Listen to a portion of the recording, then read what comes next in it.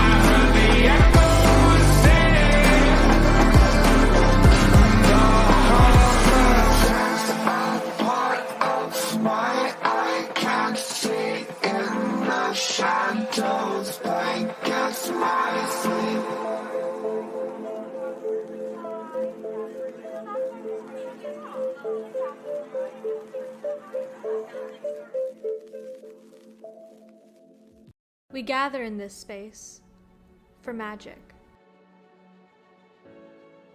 We come to the movie canon to laugh, to cry, to care. We crave that indescribable feeling that streams over us as the intros start to roll in. And we go somewhere we've never been before, not just entertained, but somehow reborn. Together, dazzling images perfectly rendered on all of our screens. Sound that I can feel, somehow heartbreak feels good on a live stream like this. Our vibrant panelists and viewers represent the very best of us, united by our passion for cinema and art. Our content is a testament to the power of community, crafted with precision and heart.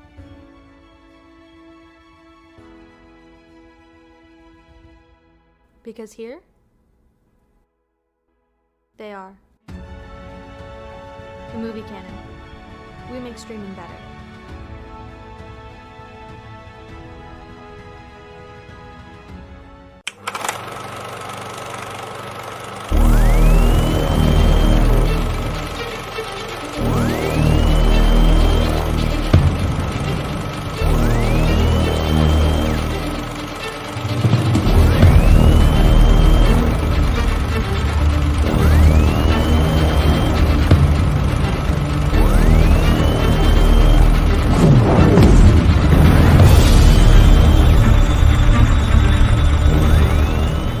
Hi there, I'm Nick Castle, the original Michael Myers from the 1978 Halloween. You guys should be watching the movie canon. Watch Geo, and you will be surprised.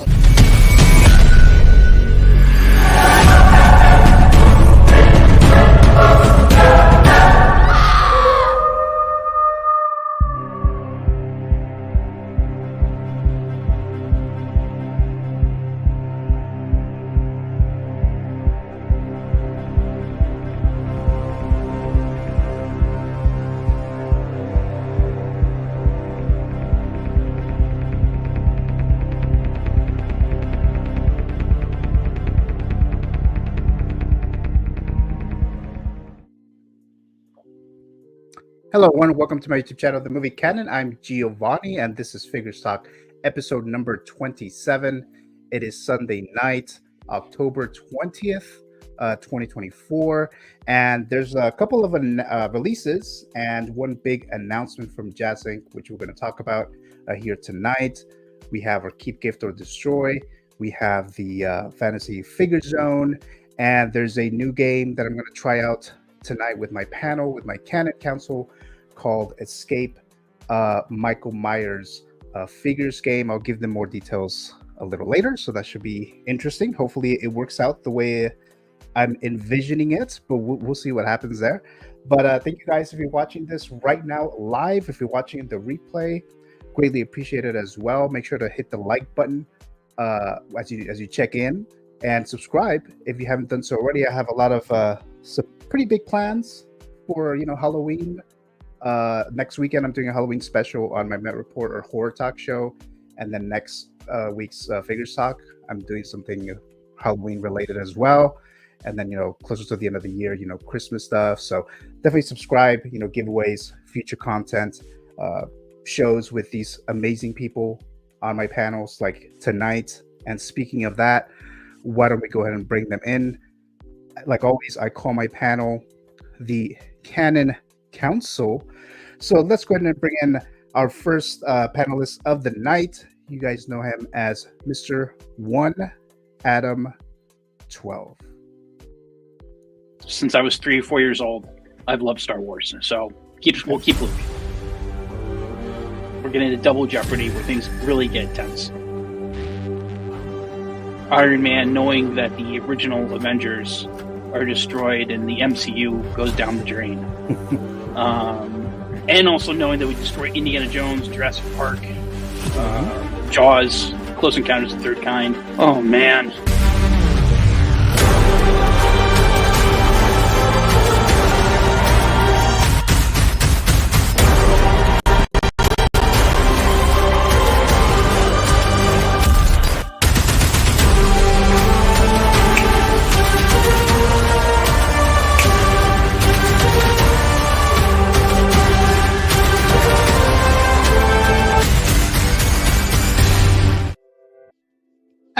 Adam, how you doing?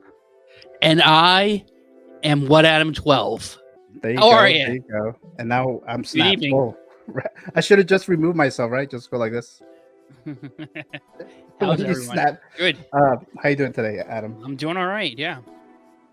I just had I don't know if they have cider donuts in California. The fall cider donuts. It's a northeastern thing. I know for sure that Massachusetts has it. New York has it.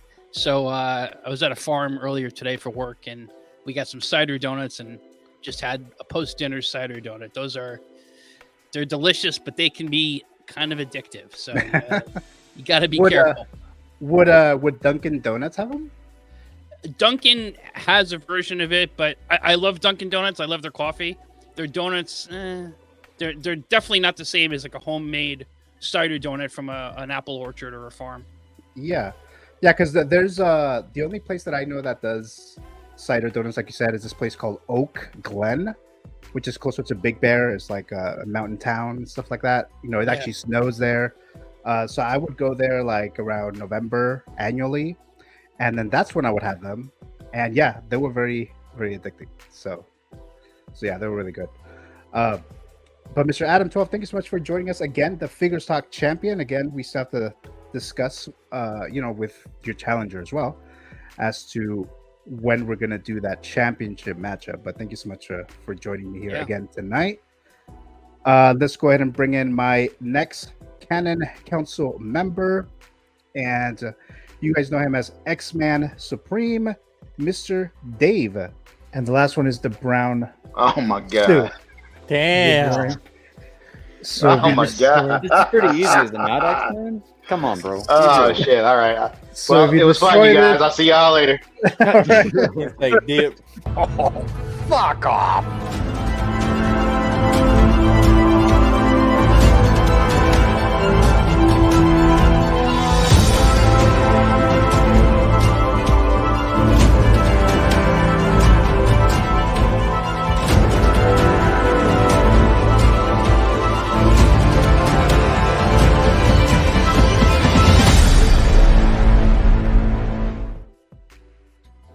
X-Man, Hey, Dave, Dave. how you doing?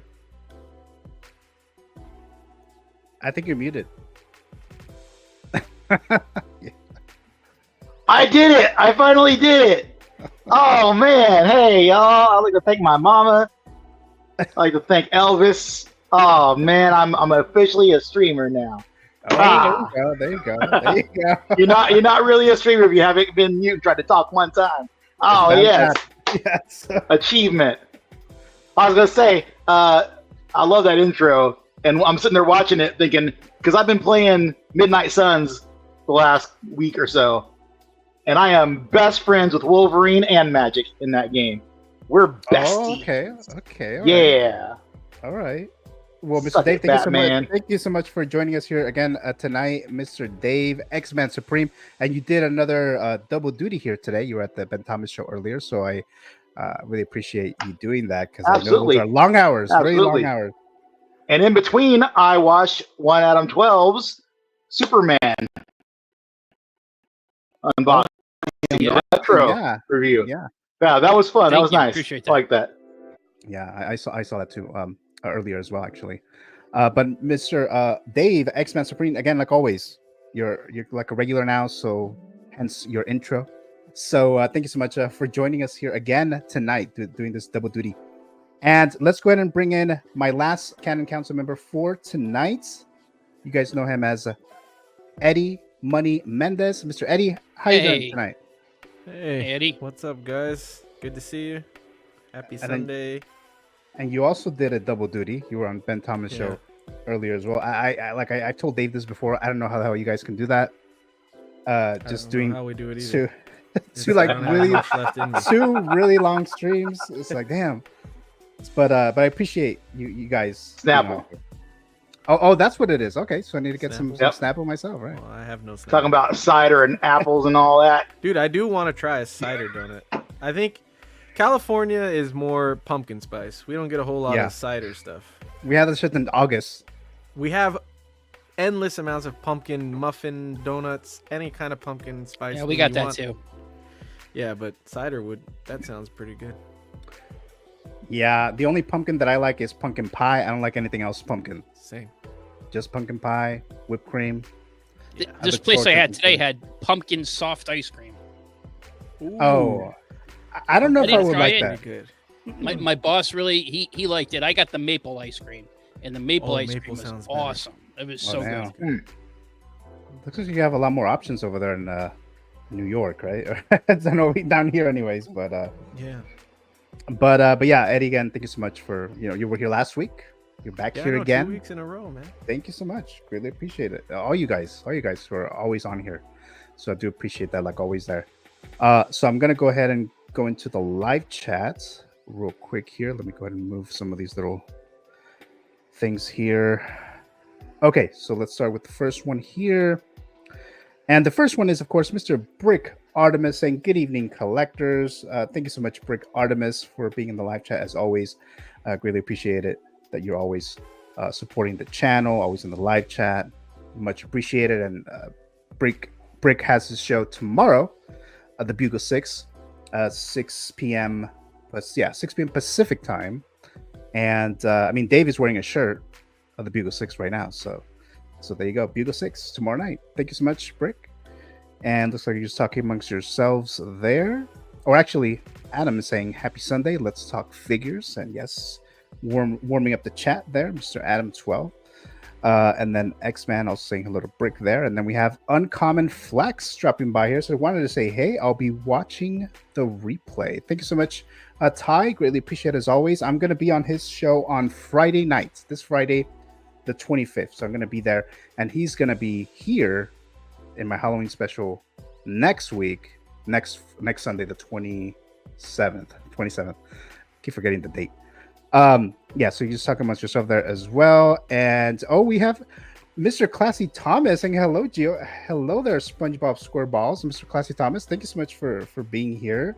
I'm glad you're better now. Obviously, you're able to go on here and watch us right now in the live chat. I'm glad that everything's going well over there with you. What happened and all that stuff. So glad to see you back on here, and then hopefully we'll see you on live stream or whatever the case. So glad you're getting much better there. I'm Mr. Thomas. Thanks so much there. Then Expensive Princess Thomas, good to see you in the chats, man. Yeah, exactly. Same thing with Brick saying the same thing there, basically there. Good to see Mr. Classy Thomas back on here. And where'd you get that? Dropping by, Mr. Cody. Hello there, Mr. Cody. Thank you so much for being here, as always. Always appreciate it as well. We have them here too. So yummy, referring to the cider donuts. So there you go there. I guess Wisconsin has them as well. And then we have Our Life in Horror. Good evening, everyone. Hello there, Our Life in Horror. Greatly appreciate you being here in the live chat.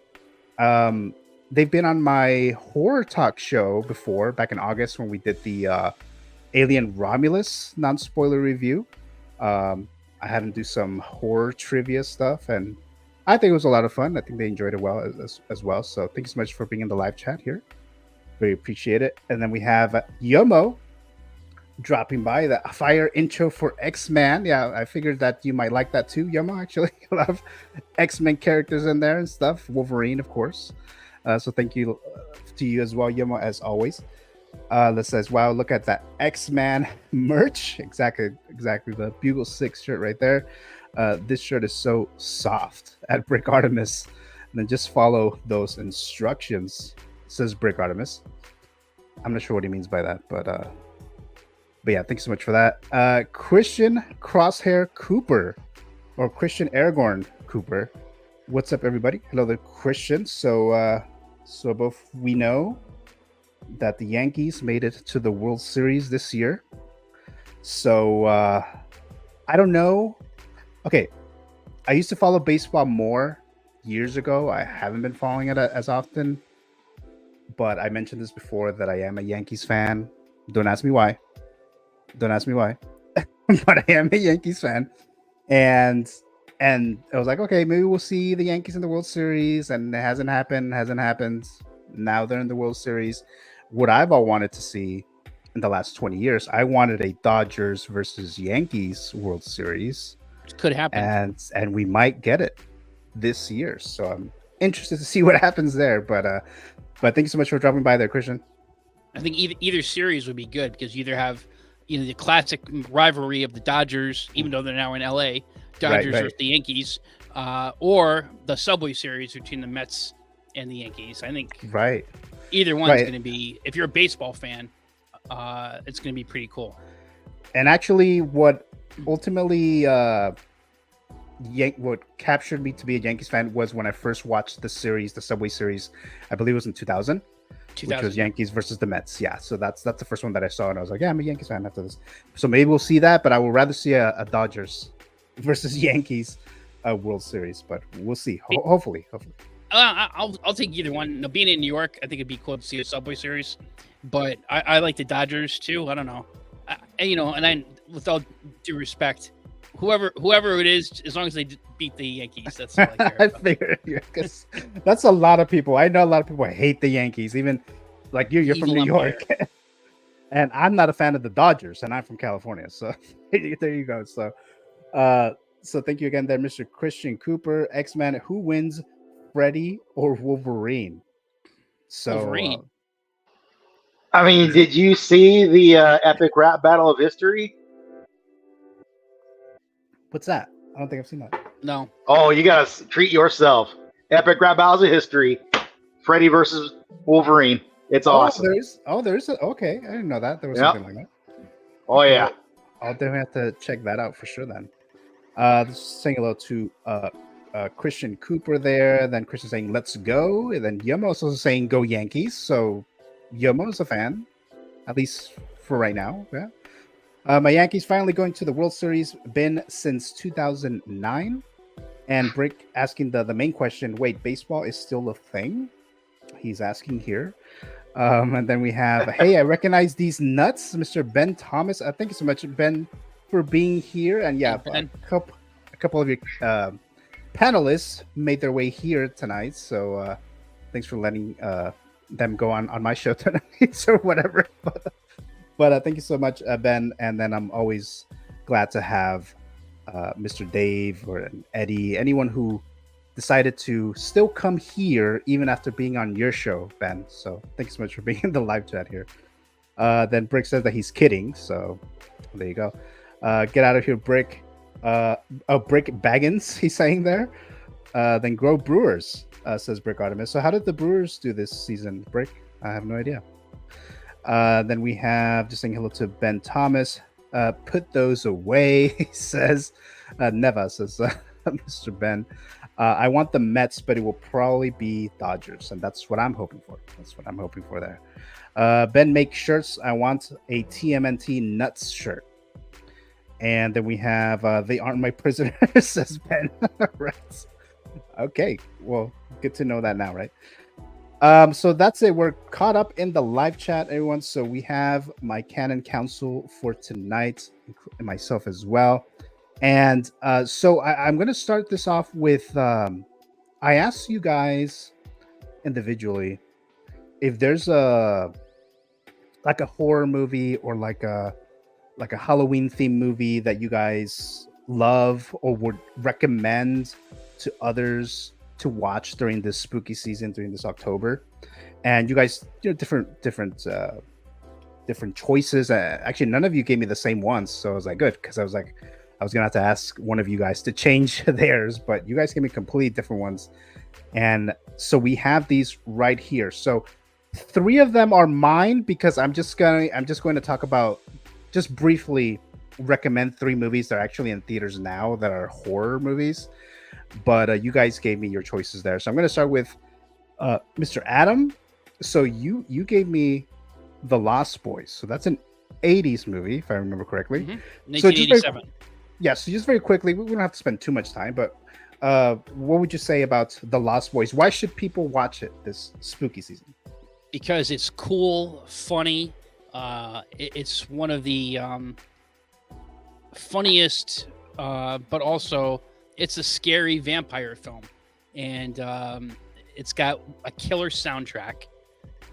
One of the best soundtracks of an 80s film I think that has been. I just rewatched it again this afternoon after we talked, and I'm like, I got to see this again. It's been about a year or two, and it still holds up. It's Kiefer Sutherland in one of his probably most iconic roles. The 2 Coreys, Corey Haim, Corey Feldman, who were big in the 80s. Oh yeah. And Jason Patrick. And the the guy who played Bill in Bill and Ted's Excellent Adventure, Alex Winter. He plays one of the vampires. It's just it kind of takes a different approach to vampires. It's it's scary, but it's also very funny. Kind of like the Army of Darkness type of Shaun of the Dead type of approach. Not quite that funny, but it's just such a cool movie. I remember seeing it in middle school, and it's one of those movies, and everyone's got a few movies like this where, besides the Star Wars films, where like you and your friends watch it over and over again, and you know all the lines to that movie. And this is one of those movies, I think, along with Aliens, where I saw so many times, like every week, we'd watch it over and over again on the VHS at my friend's house or at my house, and I'd memorize the lines, and it's just so funny, so cool. Great soundtrack, like I said. If you are interested in any type of vampire story, this is one of the best vampire stories. Highly recommend it. Now, this movie I watched later in life. So I watched that like in early 2000s. So I didn't grow up with it. I've always heard about it, but I never actually got into watching it. It's one of those movies I don't know. I showed it to my daughter a couple years ago. She really liked it. She's 16 now, and she just rewatched it again. She loved it. So that's the right age if you see it for the first time. I think it is. There are certain movies, if you see them when you're between 12 and 20, maybe, they really resonate with you. But if you don't see them then, and you see them when you're like 30, 40, maybe it doesn't have the same type of resonance. That this could be one of those. This certainly could be a nostalgia part of it, but a lot of stuff we watch is about nostalgia. Yeah. And for me, like that, this came out that sweet spot of 1987, RoboCop, Aliens was the year before. This movie, Die Hard was 88, I think. Predator, those, half dozen, The Untouchables, 1987. Those movies for me, like when I was in middle school and going into high school, it was like, man, that really got me into movies besides the Star Wars and Indiana Jones and Star Trek and stuff like that. Batman 89. Those movies are like, just, I saw those over and over again with my friends. And that really, honed my passion for films. And it just, those that hit that sweet spot when you're, a young guy and, you want that adrenaline rush. Yeah. It was a solid movie. I don't think I ever rewatched it. But yeah, I always heard about Sutherland being in that, he's a vampire and stuff like that. But did you end up getting I don't know if you were ever interested in it, but did you ever get the sideshow figure? It's funny. I've been looking at it before we had the conversation about the show, the last week or so, and I've been trying to find, Sideshow has their own unboxing, but I've been trying to find some independent unboxings to see, what people's reviews are on it. I mean, the figure looks awesome. I'm just wary of those Sideshow produced figures. I think I'm gonna get it. I will listen when we talk next week. We'll see if I have it in hand. Okay. I'm leaning towards getting it, and watching the movie again reminded me how much I love this movie. This movie is in my top 25 favorite films of all time. Perfect, I'm not saying it's one of the greatest films of all time. It's in my personal favorite films of all time. And the one thing I was thinking of watching it, it was one of the first times, maybe the first time, a couple of the characters work in a comic book store, and with their parents' comic book store, and that's where Corey Haim meets Corey Feldman and his brother, the Frog Brothers, Edgar and Alan Frog, and it's the first time I recall seeing a depiction of like geeks and comic book fans in a movie where like they were the protagonists, and it was kind of cool. So before Kevin Smith and before a lot of things in the 90s that maybe more popularized nerddom and comics, this is the first time I saw it on screen. Okay. Yeah, so So I know you mentioned this, and I was like, oh, I haven't seen that movie in a long time. I know I've seen it, and I remember it was a solid film, like I mentioned. But I know I've only seen it once. But good choice there. And I like the fact that you rewatched it right before this stream. And if you do get that figure, if you can show us that figure, next week's live stream, that'd be awesome. If you get it, yeah. But I'm leaning towards it. But thank you so much there, Mr. Adam. Let's go very quickly to Mr. Dave, X-Man Supreme, and he picked, I don't know if he meant every single one of them or maybe just one, but this is the Leprechaun horror movie. So take it away, Dave. Yeah, man. Like, honestly, like the only like kind of decent one I think is the first one, but they're all dumb, stupid fun anyway. So I mean, just go and have a whole day of it. It's just ridiculous. But this movie, man, friggin' Jennifer Aniston, friggin' Warwick Davis, that's Wicket right there, man. That's crazy. But like, this movie is so stupid and great. And the puns, the puns. When the kid calls him Lucky Charms, that is so good. Oh my gosh, it is great. They're out there hunting for 4-leaf clovers, trying to friggin' stop the leprechaun. You got a big dumb guy who plays the big dumb guy in all the movies back then. Oh man, it's just a lot of dumb fun, man. It's just too good. When I got out of boot camp and I was at my first command, there was a common area where we'd all have movie nights, right? And we take turns picking the movies. And I picked Leprechaun 4, Lost in Space. Oh wow! I haven't seen it, but I could imagine. I was banned from choosing movies after that night. But it's just the dumbest thing, and it's gonna be a laugh riot.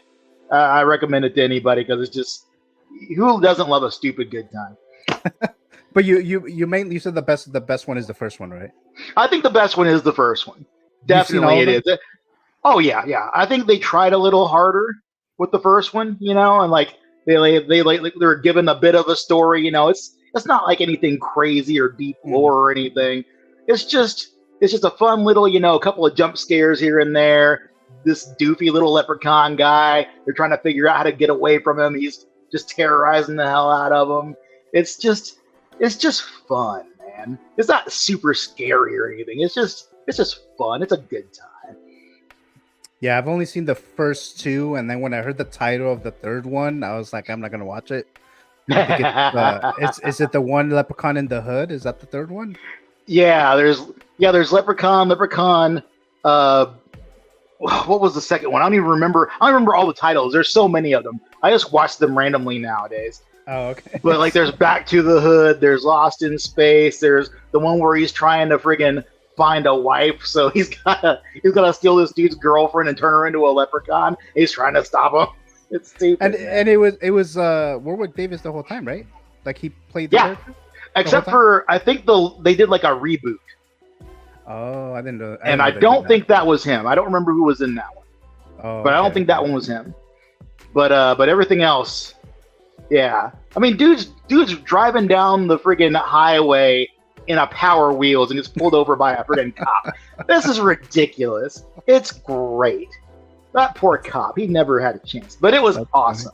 That's funny. Dave, when I think of this movie, I think of do you remember? I don't know if you guys remember USA Up All Night with Gilbert Gottfried. Oh yes, and Rhonda Shear.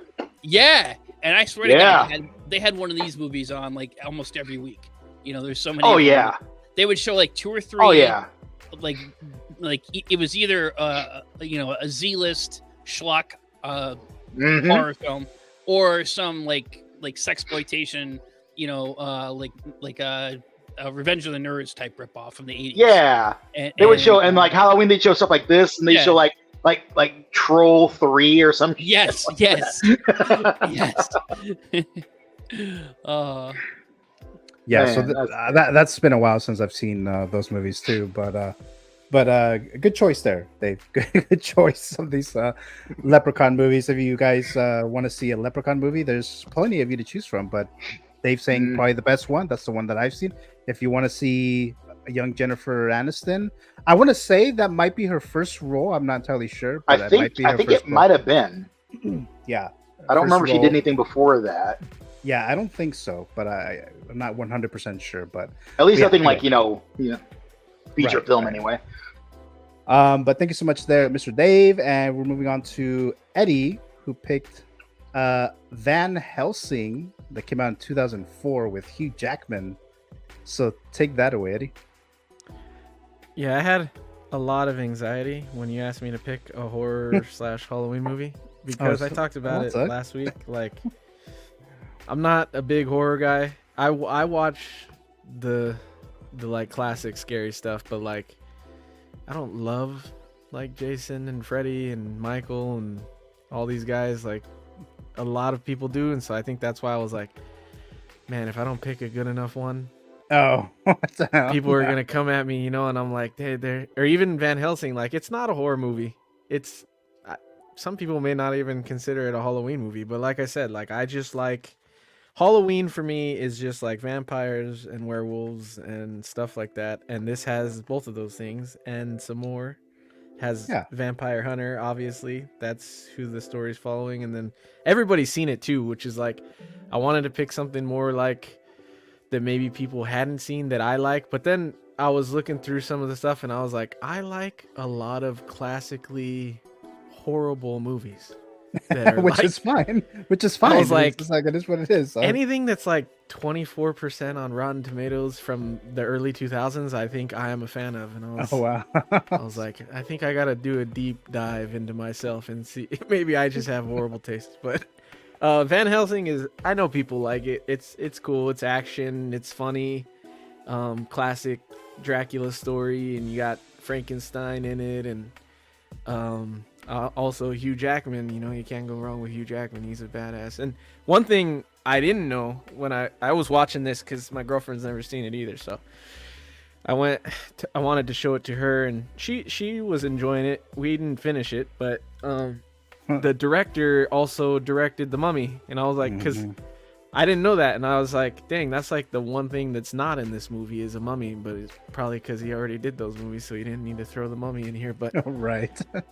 After seeing that, I was like, oh, I could see a lot of resemblance there, especially in some of the way he made the vampires' mouths, like they stretch out like the mummy whenever he's doing that yelling thing, and some of the music and stuff. It like I could see resemblance, so that was pretty cool. I didn't know that. Yeah, so Dracula's Brides, man. Yeah. Dracula's Brides. Yeah, dude. Ever since Fright Night. Oh, I'm a sucker for a hot vampire chick. That's it's not the way to be, man. It's not the way to be, but here we are.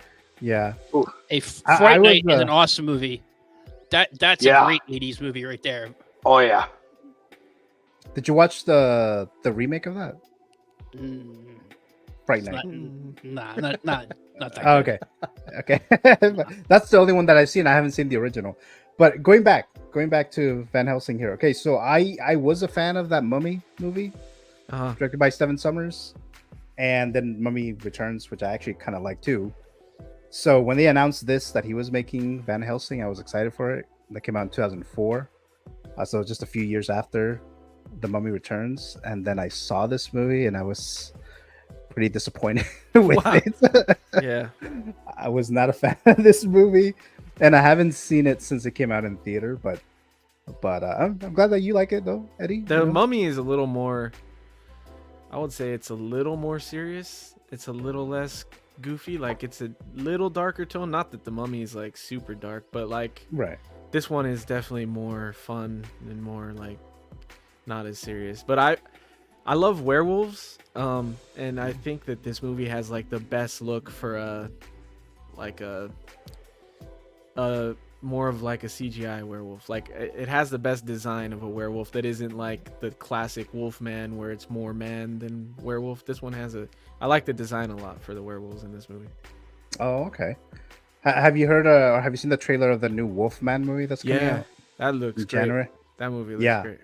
It does. It's the one of the co-writers of the first Saw, and then he also made Invisible Man, the one that came out in 2020.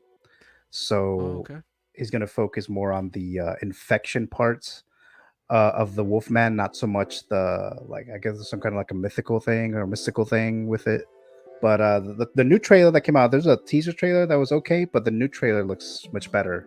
Yeah. And that one comes out in January, so I'm excited for that. But yeah, but thank you guys. The only ones that I'm going to mention real quick is, of course, I just saw Terrifier 3 again today. So yeah, there's that. I saw Smile 2 on Friday, and that was actually much better than I thought it was going to be. I don't know if you guys have ever seen the first one. The first one was okay, right? So it was okay, but this new one, it has the same concept basically, but it just does a little bit more with the character and things like that. And it's actually a lot more gruesome than the other ones were. It was kind of like getting to the Terrifier level, actually. Not quite there, but it was quite getting there. But just overall story, performances, and Smile 2 were actually surprisingly really good. So if you guys like horror, of course I recommend these two, Smile 2 and Terrifier 3, 2 sequels, but they're in theaters now. So those were my little picks there. But let me go into the live chat real quick here. Let's see.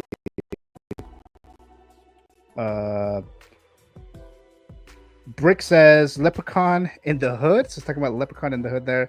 And he says, I love the first 2 Leprechaun movies.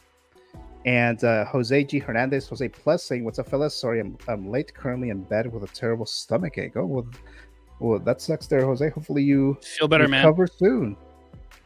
But thank you so much for still, watching us here. So really appreciate that. Then it says, don't be sick, says Brick Artemis. Says, hey, Roberto. He says that he's trying. So there you go. Yeah, Jose, stop being sick right now. He's sick of the fact checking us all. Yeah, that could be true as well, right? That could be true. So it's time to stop with that. Right. So there you go. So thank you so much, everyone, for watching right now. All right. So let's move on to the figure part of this. We'll get into some other stuff a little later, but let's start with this. Now, I'm sure Dave and Eddie, I'm sure you guys just talked about this. I'm pretty sure. So Ben missed this one, so we're good to go. Oh, really? Oh, okay. Yeah. Okay. All right. So here we go. So we have the Night Trooper from the Ahsoka series line that was released, and opening up the TV figure file again is from the Ahsoka TV series, Lucasfilm Disney series premiered last year, August 23rd, 2023. The Rotten Tomato score, 86% of the critics gave it a positive review, and 70% of the audience gave it a positive review. And these, I was actually very tempted for these particular troopers. At the time when this was announced, I didn't have any stormtroopers. I wanted an OT, Empire stormtrooper figure, but I didn't want to spend like $400 for like a New Hope figure or whatever. And as a lot of you guys know, I'm a big Halloween horror fan, and this kind of has, and I'm also a big Star Wars fan, obviously. So I like the mixture of this. We have a stormtrooper who is also kind of like a zombie, night trooper. So I kind of like that idea. And I almost went and ordered this, but I decided not to because I think, no, I should probably just stick to wait to see if they announce maybe like an Empire stormtrooper or whatever the case. And I'm pretty sure this was not announced yet when they announced that Death Star environment stormtroopers. I believe that hadn't been announced yet, so glad I waited. And so then I got my troopers there. But I did like the idea of this. They show up in the series. I know you guys have seen this. I'm pretty sure all of you guys have seen the show. They show up. They're not in the show that much, but I thought it was a cool concept, cool idea, like I said. But I just didn't end up diving into the Ahsoka line. And even though I think that line is done very, very well, like I think every single figure, like the likeness or just the look, the aesthetic of all these figures for the Ahsoka line are like top notch. But I decided to sacrifice that line because I know there was some other stuff that I wanted, but this one is it's waitlisted. I wouldn't think that this would be waitlisted already on Sideshow. Obviously, you can get this somewhere else, but If you go to Sideshow, it is on the wait list. It's waitlisted, $240. But I'm gonna throw this to Mr. 1Adam12. What are your thoughts on this Night Trooper? I like this. I like the Ahsoka show. I know not everyone was into it. My only complaint about the show was that I thought it kind of ended abruptly. I wish there was a little bit more to the season finale than where they ended up. But I enjoyed it. I have Thrawn. I just got him, and I got another. I think a figure we'll be talking about later. I got something else coming too. This one I don't have an order. I'm probably not gonna get him just because I have a sand trooper. I have a regular stormtrooper. I'd like to at some point get a I have a dark trooper. I'd like to get not the dark troopers are the robot ones, right? Yeah, they were in the middle. What's the one that's from Rogue One? What are those called? Anyone remember? The Death Troopers. Death Troopers. I'd like to get a Death Trooper at some point. Those are cool. I mean, these zombie troopers are kind of cool. I'm not going to say I'm not going to get it. I can see this is like a figure that this is like the rainy day figure, and probably each of us has a couple of figures that we get that we're kind of waiting for something on our pre-order to come through. We haven't got anything in a little bit, and maybe we got a little extra cash to burn, and we want to give ourselves a treat. And this is one of those ones where I can see down the road one night ordering this to stand next to my Thrawn or next to BAYLAN SKOLL. But yeah, I think this is a pretty cool figure. Yeah, so if I like if I would have gotten one of these troopers, I would have needed to get Grand Admiral Thrawn, and then therefore I wouldn't need what's the captain? Is it INART? Yeah. Yep. I would have needed him too, and it'll just start a whole domino effect. And I was like, I'm into the Ahsoka line, and that's what I was trying not to do, and I ended up not doing it. But this one almost did. There's definitely a rabbit hole with this line, and I have one figure in hand. I have another one coming. I do have Shin Hati still. I have her on pre-order. I don't have any other Ahsoka figures, but I might get, and I've been weighing it since they announced them. I just haven't ordered it yet. I just might wait for the release. I may get Chopper. I may get Sabine, and I may get Hera. Yeah. But it's like, then what? What if they come off the Nazareth? Am I gonna have to get him? I guess probably. I like this. I like how this stormtrooper's about to start the Thriller dance. Yeah. So I like that. Yeah, so that's cool. Let's see. Any other thoughts, Adam? If you get a Michael Jackson figure, you can have a couple of these guys. Oh yeah. With the Michael Jackson, you can do some really cool photography. Then I would really have to get these figures. That if I get a Michael Jackson, I would totally get a Michael Jackson Thriller. By the way, if they were to, yeah. I know Hot Toys done it, but if they were to do like another one, or like let's say INART would have done Thriller instead of what was the one that they did for Michael Jackson and for INART? I'm not it's like sure later in his carear, which yeah. Like if they would have done Thriller, I would have gotten that. But then I was like, I need to get something with them. But how about you, Mr. Dave? What are your thoughts on this?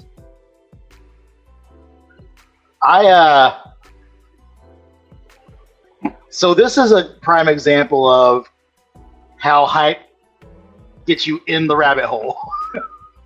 Yeah. Because like my two favorite Star Wars characters, full stop, Revan and Ahsoka. And I love the show. I think it has its faults, absolutely. I think they could have done a better job of writing, like Sabine, for instance. She was a bit lacking, I think, in her whole the way she went about things. I think she could have had a bit more urgency near the end there. I think that she could have, I think they kind of failed her a little bit. But like all those aside, I really enjoyed the show. I love the characters that were in there. Like, this is one of those. It's like, I'm not a Trooper fan.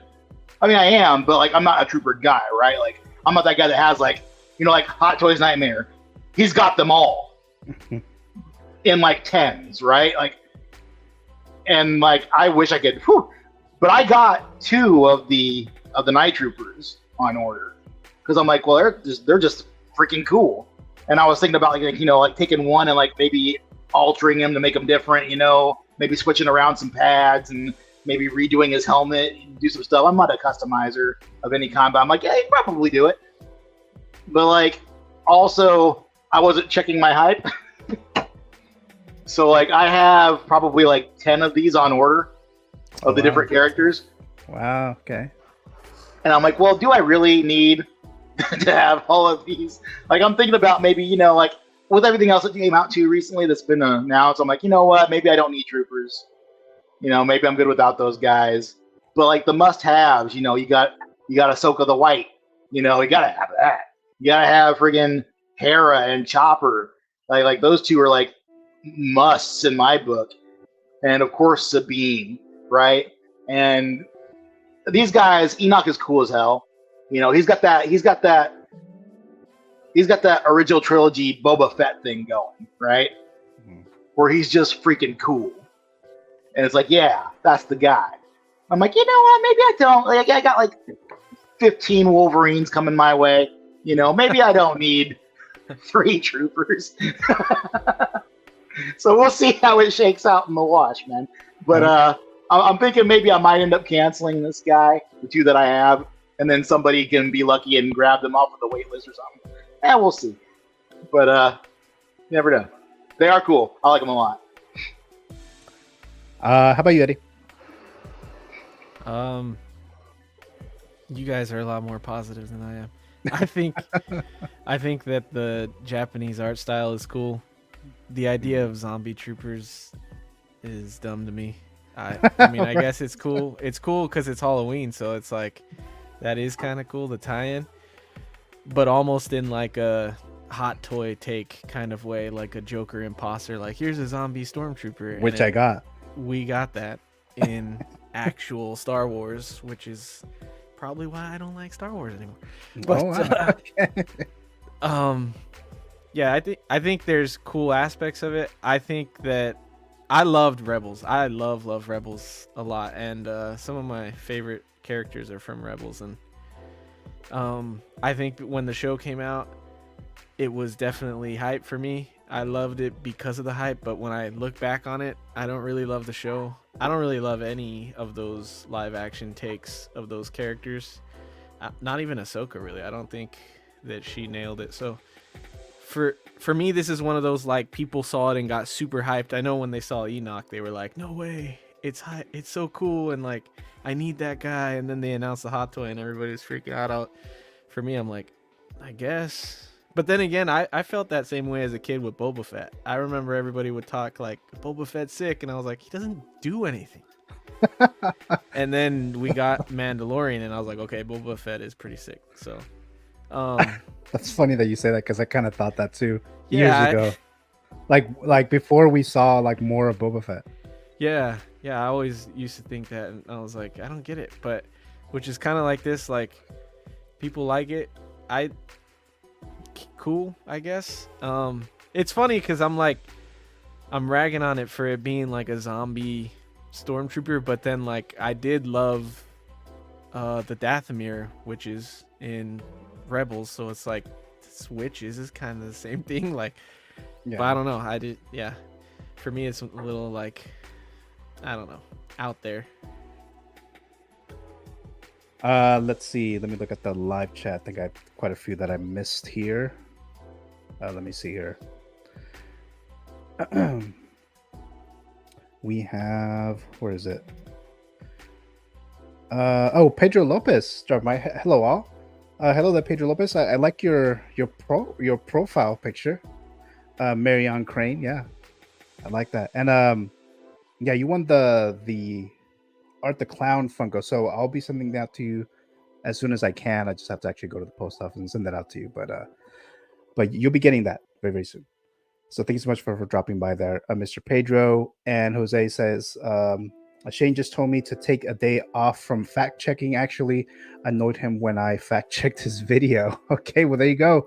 There you go. So you're resting tonight as well, right, Jose? Unless I need it, then I'll ask you. But but there you go there. Let's see. Shin Hati is a must, says Jose. And I can fix her, says Mr. Dave. This is back off. I saw her first. So there you go.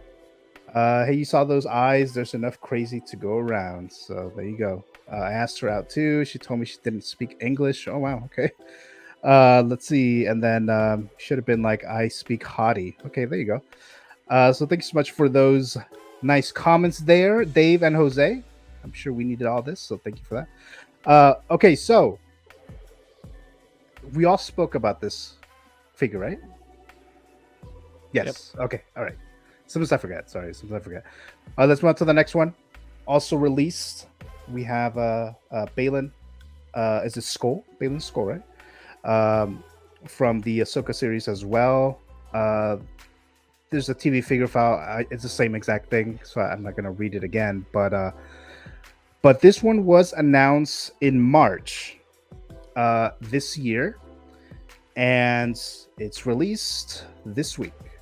Unless you count Sunday as a new week, but this is, I mean, I haven't been collecting that long, but this is the first time that I see an announcement of a figure, and then it's released like within like 6 to 8 months or something like that. I know that sometimes they announce a figure, but then it's like released like immediately after. I know that, but something like that we were actually waiting for a few months.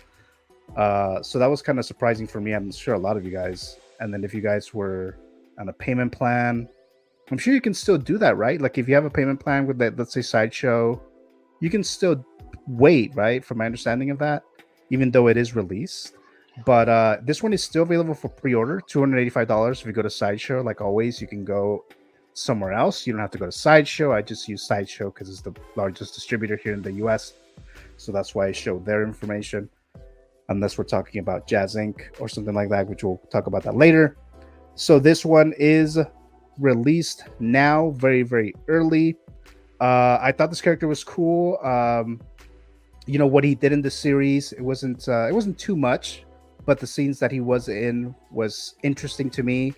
So I was thinking that they were planning, and especially how it ended, how the first season ended. I'm sure they're planning to do more stuff with this character. Now we all know that the actor is Ray Stevenson, who passed away, who was Punisher at one point in Marvel, not in the MCU, but in another Marvel movie. So he was Punisher then, and he was great in here. I like that scene that he had with Ahsoka, that fighting scene, that lightsaber scene. That was pretty cool.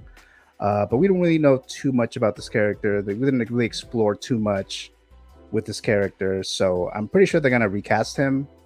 Who? No idea. But I don't think they're just gonna end the series or end this character with what we've seen so far. At least that's what I think. But I guess we'll find out later on, because they are doing season 2. The likeness of this actor, of this figure, is, again, like I said, top notch. And I always forget the girl's name. What's the girl's name? Her, like the apprentice or whatever. Shin Hati. Shin. Yeah, I Shin Hati. Yep. There you go. Shin Hati. Shin Hati. I mean, the character, it was cool too. I wasn't like super, excited about it or anything like that, but they were both cool and everything. Again, they didn't do too much with the character, but these were announced at the same time, I believe. I think it was like the same day, if I'm not mistaken. So who knows when she's gonna come out? I don't know if she's gonna come out sooner than later, or it was just this guy that's gonna come out now, and then they're still gonna wait as long as they would for her. But like I said, I didn't dive into this line, but I don't know, maybe you guys did. So let's throw it to Eddie this time. I think you did talk about this guy for sure. What are your thoughts on that, real quick? Yeah, I think I'm in the same boat as you. I thought he was interesting in the show. One of the more interesting characters in this show. I thought that it's definitely sad. It's sad that he passed away, and it really sucks that that they, if they don't recast him, or however that's gonna work, like if they can't continue to expand on his story, because he did have one of the more interesting or intriguing characters. So Yeah. it sucks. I do think the figure turned out really good. To me, just me personally, like, I didn't have enough interest in him to need a 6 scale figure of him. Like, maybe if they continued that character, I could see this being like a really sought after hot toy. But just for me personally, like, he was cool. It's cool they announced him. I didn't really need him, so. But I think he turned out pretty great. In some of the blogger photos, I thought the likeness was less so than it was in the prototype. But in some of these new pictures that fans have, some of the people in hand have, I think it looks pretty good. I think it's some of the lighting in the blogger photos that made it look a little different. But I think it came out pretty good. So whoever had, I think a lot of people had it on order. I think whoever wanted him, I think they're going to be really happy with how it turned out. Yeah, it looks really good. And then I'm surprised that it's still available for pre-order. I thought it would be on waitlisted by now. The Night Trooper, that one's waitlisted, and this one is not. So I thought it would be the other way around. But yeah, this one's still available on Sideshow if you want that. But Dave, what are your thoughts on BAYLAN here? It's insane to me that the only figures from this line are the troopers that are on waitlist at Sideshow. That's nuts. That's so wild to think about. But like, this dude, like everyone else has been saying, this was the most interesting character in that show. And like, he's got that whole thing going, like he's not good, but he's not necessarily bad. He's kind of in that in between area, and it's like, you know, what's his deal? What's his goal? Right. What's he after? What's he want? I'm like, this dude is freaking cool. He's like the old veteran guy who's like too old for this shit, but at the same time, I gotta deal with these people, and I gotta do this, and I gotta do that. And it's like, hey man, whatever, it's cool. He's like the old tech, you know, with the rest of the roadies, right? And I love that about this dude. And that's what makes him. That's what makes him interesting. The fact that we don't know, like, what is his agenda? Like, is he really bad? It's really good. Like, what is he after? Like you said. So I think that's what makes him more interesting and more mysterious, and that's what we want to know more. At least I do want to know more about his character. So that's why I don't think they're not gonna just end it like this. But I hope not. I certainly hope not, because they're going somewhere with that. They're going somewhere, I think, big with that story.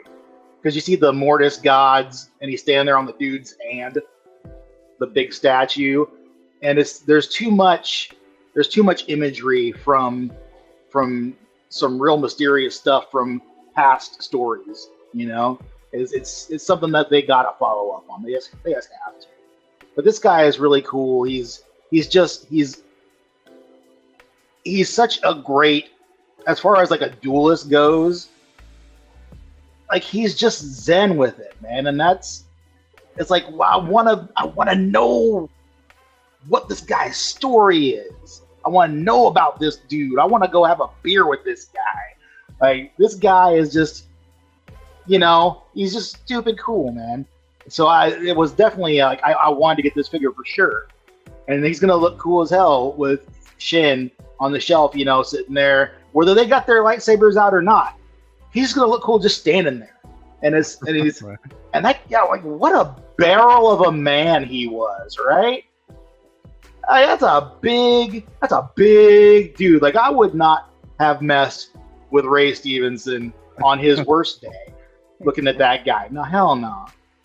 But yeah, man, I've ridden him hard enough. I think great character, great actor. I think it's a great looking figure. I'm excited to have him. I'm ready to get him. Now, do you think that, let's say we get season 2, they do recast this character, let's say cast, I don't know, Gerard Butler or the guy who is with Khaleesi. I forgot the actor's name in Game of Thrones. You know, the guy. Oh, yeah, friggin' wow, why can't I think of his name right now? It's friggin' Aquaman. No. The other guy, the older guy that's with Khaleesi with Daenerys throughout the seasons. You know. Okay. No, I don't remember it. Just think of him looking at him kind of like this, like Ray Stevenson. Anyways, if there was Sir Jorah. Oh yeah. That's what I meant exactly. So let's say that they recast this character. Do you think this particular figure, Ray Stevenson, will become a Grail or be more sought after if they do another season with another actor?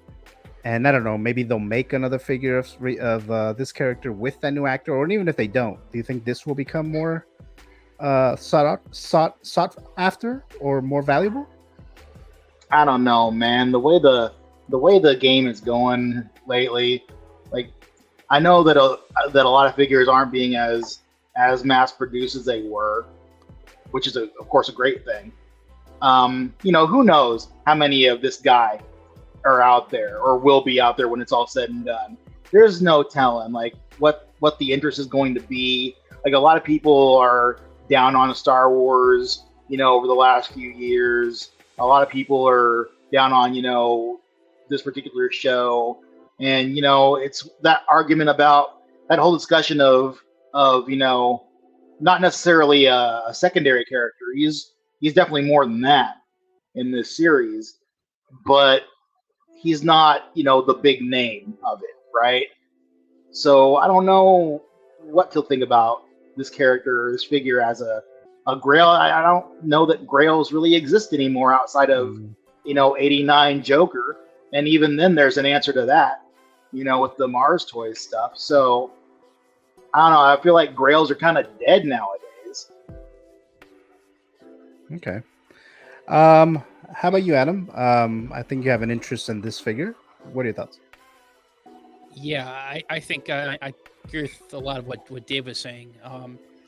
You know, in terms of the actor Ray Stevenson, you know, this is what a tragedy. Such a great character actor. He's been in many, you know, movies or shows that weren't necessarily huge hits, but you know, he was in enough parts and people like, yeah, that guy.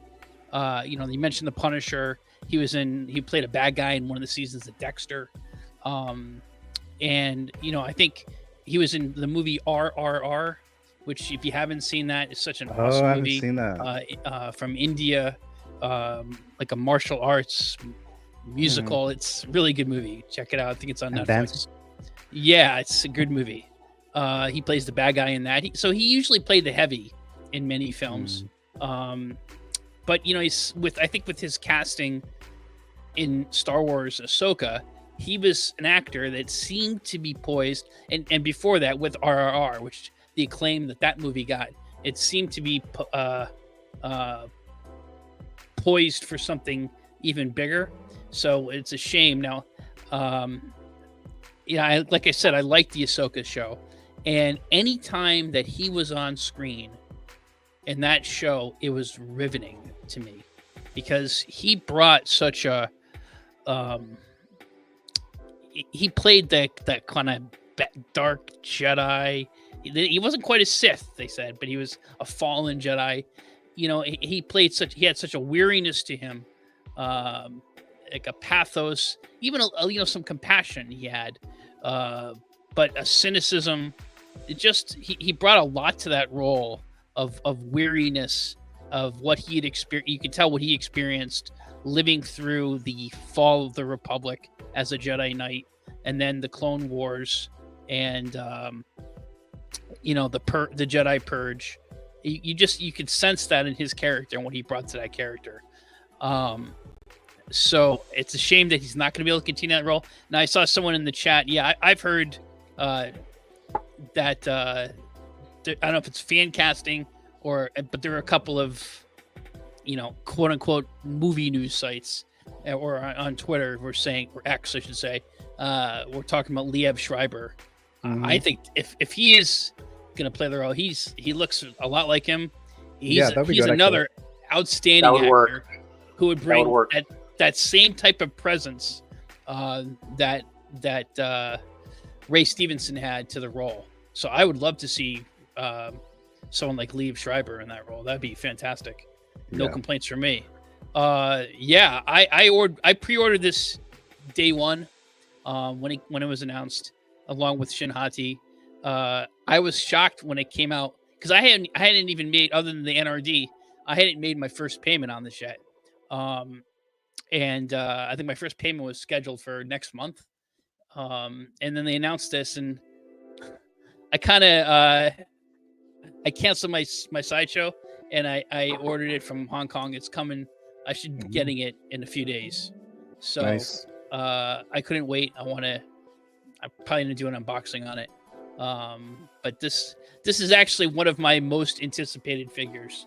Right now, this and the Wolverine. Oh, okay. So I'm looking forward to this. And it's a character, like I said, I'm not sure how far I'm going to go down the rabbit hole of Ahsoka, but he's like, I love those type of Star Wars characters that are, the kind of weary kind of character. He's almost like the mirror image of an Obi-Wan Kenobi. I see that. And, and I kind of like that.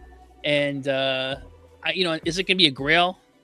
I think Dave's probably right. I'm not sure. Are there any Grails left? Because Hot Those Toys has shown an 2.0s? inclination to do these 2.0s or 3.0s. Right. So I don't know. It could be. I mean, I do think if they cast, well, it's not if they're gonna recast, because if they're not gonna recast, Lucasfilm would have said so. They would have said, "Oh, we're done with the character," but they've never said that, and so it seems to me they are going to recast, and they should recast. So I wouldn't, if you're going to buy this, just putting it in your closet and hoping that the price and buying it for an investment, I think you're wasting your money. I think buy this figure because you love the character, you love his performance, and you want to see him on your shelf. Yeah. So you're getting this very soon then, Adam? Yeah, I was just checking. It's FedEx has them in Hong Kong right now, so Okay. I imagine I'll probably get it maybe Tuesday or Wednesday. Nice. Looking forward to your unboxing video, which I'm assuming you're gonna do, right? So Yeah, I think I got to rewatch this show because I haven't posted it yet, but we unboxed Thrawn yesterday, and my daughter, and we watched it, and my daughter couldn't, she's like, it was like 2 years ago, Dad. I can't remember this show. So we may have to rewatch the show. Oh, okay. Beforehand, it helps. Alrighty. Any other thoughts, guys, on BAYLAN before we move on to the next one here? Okay, I think we're caught up in the live chat. Yeah. Okay, so let's do Venom, the Marvel comic Venom, right? So they teased this, wasn't that long ago? Wasn't it like less than a month ago that they teased this particular Venom? And when I first saw it, I thought it was like, are they like spoiling the shit out of Venom 3? What's the name of the movie? Last Dance or Save the Last Dance or some shit? So that's what I thought, that maybe that's what it was, and they're just like teasing or just toying with us, but it looks like it's from the Marvel comic version, right? So it's actually kind of cut off some of the information here. I was struggling to get this information online, and I even asked Brick some information about this, the comic figure file. So Venom first appeared as the alien costume in the Amazing Spider-Man number 252, and in the issue number 299 as Venom, but as a cameo, and then in the issue number 300, that's where we can get the full appearance of Venom. Published May 1984 through April 1988. Again, Marvel Comics. Created by a shitload of people that I can't even read here, so I'm just going to leave that alone. But looks like there's creators of the alien costume, and then from actually Venom, I guess Tom McFarlane is one of them. So I'm sure you guys recognize Todd McFarlane, Spawn, stuff like that. So that's the comic figure file here. I'm not collecting Marvel, at least not that many Marvel characters. I haven't gotten a single Venom. I'm going to live through my brother because he's the big Venom fan. So he seems to be getting those. So I'll just live through him. But this is out. Then we have the price here on Sideshow, $400, expected to ship October 2025 through March of 2026. And there's a lot of Venoms out there. I know a lot of people are canceling the PS2. I'm sorry, the PS5 Spider-Man 2 game version, which looks like it's a lot bigger or taller. But I know some people are canceling that one to get this one. I'm curious to see if you guys are getting this. And if so, did you already have the PS5 Spider-Man 2 version and then you canceled it to get this? I just want to know your quick thoughts on that. Let's throw this to Dave. What are your thoughts there? I'm just glad to see an actual Venom. Like the movies. Sorry, Brick, I love you. That ain't Venom. The PS5 game, while he looks amazing, that figure looks so sick, and I really, really did want him. That's not a proper Venom either. This right here, this is Spider-Man wore the suit, then Eddie Brock got it. This is Eddie Brock after Spider-Man had it. They both got the vendetta against Peter Parker. They got the friggin' spider on the suit. This is Venom. This is the only way to do Venom. I don't care what anyone else says. This is Venom. And this is beautiful. Now, I will say, after seeing the pics from Secret Base, Homeboy is a little saggy in the midsection, trying to get them crunches going. You know what I'm saying? Like, that's some crazy looking. I don't have the other figure, obviously. Does that other figure do that when you try to like crouch him down? Does he get the weird little fupa going there? Yeah, because it has like it's like an overlay over the endoskeleton or whatever in there. Well, what are you gonna do? Outside of that, this is a great looking figure. It's. I would struggle to find a place for him in my collection, though I really do like him. And maybe later on I will get him, just purely out of the fact that we finally got an actual Venom. Maybe. I don't know. Like, I've been feeling the Venom love lately. Again, playing, Midnight Suns. He's a fun character in that game. And he looks he's so big. Like, that's a great thing about this too, is like, he's such a big figure. Like, he's not too big. Like the game one, good Lord, that game figure is huge. But this one right here is like, he's like an inch taller than She-Hulk. And that's like kind of that sweet spot for Venom. That's about as big as you want him to be. And he looks great. He's got 3 tongues. That's fantastic. That's fantastic. And then you got like all the little dudes coming off the back, and people are like, well, they're just copying it from the movie. Shut the fuck up. Okay. The comics did it first. The comics did it better. He a big fat dick. All right. This is Venom. This is just the way that it is. This is the guy. I think he's awesome. There's so much stuff on my pre-order list right now, and I'm still considering, because he's just look at that guy. How cool is that? That's the guy. I can't say any more about it. It's fantastic, and I love it. Well, thank you so much for that, Adam. Dave. I meant to call on you, Adam. Adam, what are your thoughts? I think it looks pretty, pretty good. I'm like Dave. I'm not. I like Tom Hardy a lot. I like Tom Hardy's performance in Venom, but I don't like that the film is not directly tied to Spider-Man. So to me, it's not the Venom that I don't need to be comic book accurate. It doesn't have to be, I'm not very rigid when it comes to that. But I think Venom's a pretty important character that's origin is intrinsically tied to Spider-Man, and to not, it was, obviously Sony was they have the rights to the film. They have the film rights to Spider-Man and Spider-Man's assorted characters, and it's a money grab by them because they need to produce a movie every certain number of years, or they're going to lose the film rights. So that's why you had Madam Web. That's why you have some of these other films that are coming out that are, in my view, less than stellar. I know there are some fans of, Venom, and those movies did pretty well in the box office. I wish, I was optimistic with the end of the post-credit scene in No Way Home, where you had Tom Hardy, and I thought, oh, they're going to try to bring him in through the multiverse. But from what I understand, they're not going about that route with the MCU as another universe. I don't know what they're going to do. I just think it's a shame.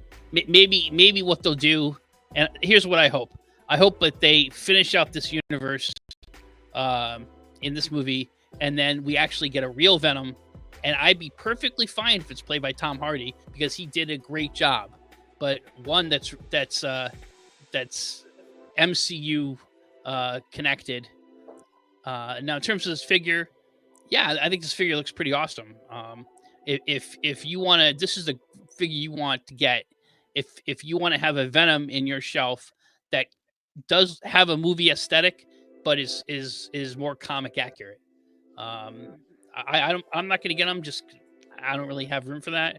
But I think it's a great character, and it looks pretty awesome. How about you, Eddie?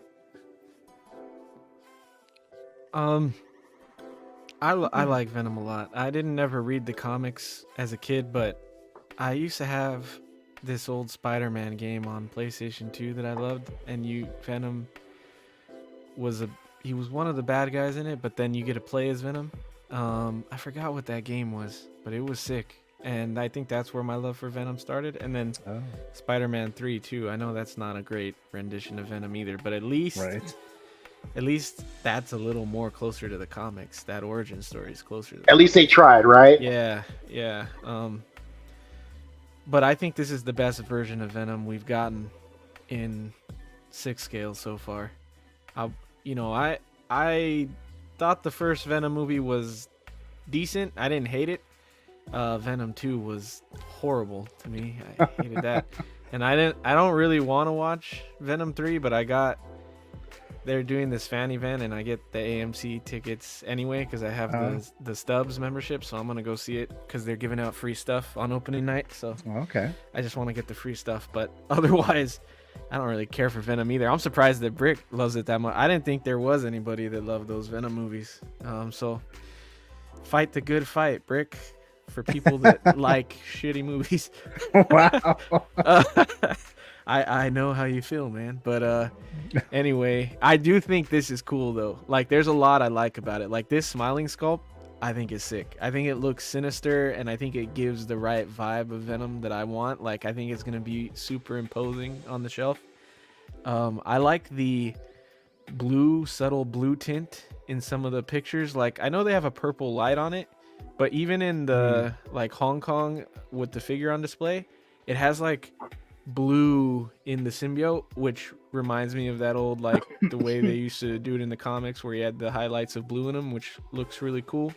Obviously the Spidey symbol is really sick. I know people are mad about like the tentacles and stuff. That doesn't bother me too much. I just won't use them if I get it, because I am thinking of getting this. I don't know whether to wait and see if it sells out or goes on a deal. I don't know what to do yet on that. I'm deciding, but I think it's sick. I did always kind of want a movie one because I do like Tom Hardy as Venom, and I thought the one that had his face was cool. But I would always think like it would be so much better if he had the symbiote or the spider symbol on his chest though. So this one is definitely way cooler. It's not my perfect version of Venom. I do prefer Venom just slightly bigger than Spider-Man, more of like a roided out dude. That's all he really is supposed to be anyway, is like a dude on steroids. So this one is closer to that for me, and then I prefer the McFarlane or Bagley eyes. These are a little too like thin and curl out too much for me, but I think they're a lot better than like the movie ones got super thin, and some of the comic artists draw them super thin, and I've always been a fan more of those wider wide eyes. So, but I do think that white or the smiling head sculpt is pretty dope. So I am interested, and it's cool to see it. I do think we're gonna get more versions though. So if people want to hold out, like I think for sure there's gonna be a Hono one that might even be closer to like a Bagley look that I would want, or there for sure is gonna be a third movie, Venom 2, I think. So we'll wait and see. Yeah. One of the things I wanted to mention that I feel like people aren't talking about, the swap out feet are really cool. Because I know people are always like, do you want the original look of him with the like shoes on, or like the suit shoes, or do you want the actual claw toes or whatever? So that's cool that they did that. That was a nice throw. Hell yeah. Okay. Let me look at the live chat real quick. We have he would be a great replacement, says Mitchell Lawrence. Mitchell, I don't think I've seen you in the live chat before. Maybe I have. Sorry if I don't remember, but if this is your first time, welcome. Thanks so much for being here in the live chat. Greatly appreciate it. Brick says, your God is awake and God is coming. You have no idea how excited I am for Venom 3. Save the Last Dance, right, Brick? Save the Last Dance. What's her face is going to make an appearance? That was her name. I can't remember. Julia Stiles. There you go. I haven't seen that movie, by the way. But The Last Dance coming this week, actually, on Friday. Not being sponsored or anything by Sony, but hold up, says Brick. If we are going off comics, then Holland ain't Spider-Man. And he says that Tom Hardy kills it. I understand it should be rated R, but I have fun with it. Venom is my jam, and I have my issues with it, but Noel is coming, my guy. I don't know much about Noel, to be honest with you. I don't really know much about him, but Brick seems to be really excited about him, so I'm interested to see who or what he is. So only reason they gave this Venom the tentacles is because they were lazy and cheap and didn't want to use a new proper body. So that's Brick's take there. Yoma says VGM version for me. I need Venom to tower over my Carnage and destroy him. Exactly, Yoma. Yeah, because you already destroyed Carnage, right? So there you go. Then it's saying love you, Dave, says Brick. Then we have you are not wrong about Tom Holland though. Another one, okay. For real though, look at that pic. This figure looks hella good, says X-Man Supreme. Figure looks great, but it's the only Venom by Hot Toys that isn't accurate to its title. So that's what Brick is saying here. Not accurate how? Then it says he could be less veiny, yeah, but also different. Artists always have him look different. Anyway, we can just call this the Joe Wajcicki version. I don't get that reference there, Dave, but there you go. I would be in a blue version of this. It could happen as an exclusive, says Yama. 6 Scale Mafia dropping by. So, fellas, hello there, 6 Scale Mafia. Thank you so much for being here in the live chat. Really appreciate it. That's a bit surprising there. So, thank you so much for being here. I'm sure a lot of you guys already watch Anthony at 6 Scale Mafia. So, if you haven't, go ahead and do that. Great show. Saturday nights. Then Brick says, yes, X-Man, this is a Venom by 20 artists. So it's a kit bash with a movie body. And then you almost say, oh, saying hello to Anthony there. Then we have, it looks amazing, just bothers me. They say comic book Venom and not comic concepts. Yeah, so Brick is definitely not a fan of this Venom. So, so that's what I'm getting from that. then that's fair for me. The movie borrowed a bunch of Venom stuff to make not Venom. So this was a turnabout. Noah's going to be kick ass though. I guess we'll find out soon enough. You know, I don't even have tickets for the new Venom movie. I usually have tickets by now. So I think No's played by Andy Serkis. Who? Oh, it is Andy Serkis. That's right. That's right. Really? That dude's awesome in anything he's in. No kidding. Yeah. I believe I read that. Yeah. And he directed the last I'll be corrected Venom in the movie. chat, but I think I read that. No, I think you're right. I think he is. I think he is doing no. And he directed the last Venom movie. Yeah. Oh, he did. He did. Yeah. Oh, that's not a good look. Right. Well, I mean, he's directed a couple movies that weren't received too well. So I don't know. Maybe he just needs to go back to his performances or whatever. But yeah, he's great. He's been great. Andor, you know, a bunch of other stuff that he's been. Obviously, he's what the fuck is his name? Can't think of his name now. The creature thing from Lord of the Rings. Gollum, yeah. Gollum. There you go. I can't remember his name for reason. And then of course he's Caesar, so we know it's Caesar. So Brick says Donnie Cates is the best writer in a long time, in my opinion, and I'm stoked to see his character on the big screen. Blue would be dope. Yomo says Mr. Eddie. I do love some Donnie Cates of writing. I still haven't read that storyline. It's good and dark. And obviously Sony's going to screw it up, says Brick Artemis. How could you say that, Brick? I mean, we saw what do you call it? Madam Web earlier this year, so you can't really say that. And then of course we have Crave the Hunter that's coming out. Who knows what kind of shit show that's going to be? But I'll be watching that.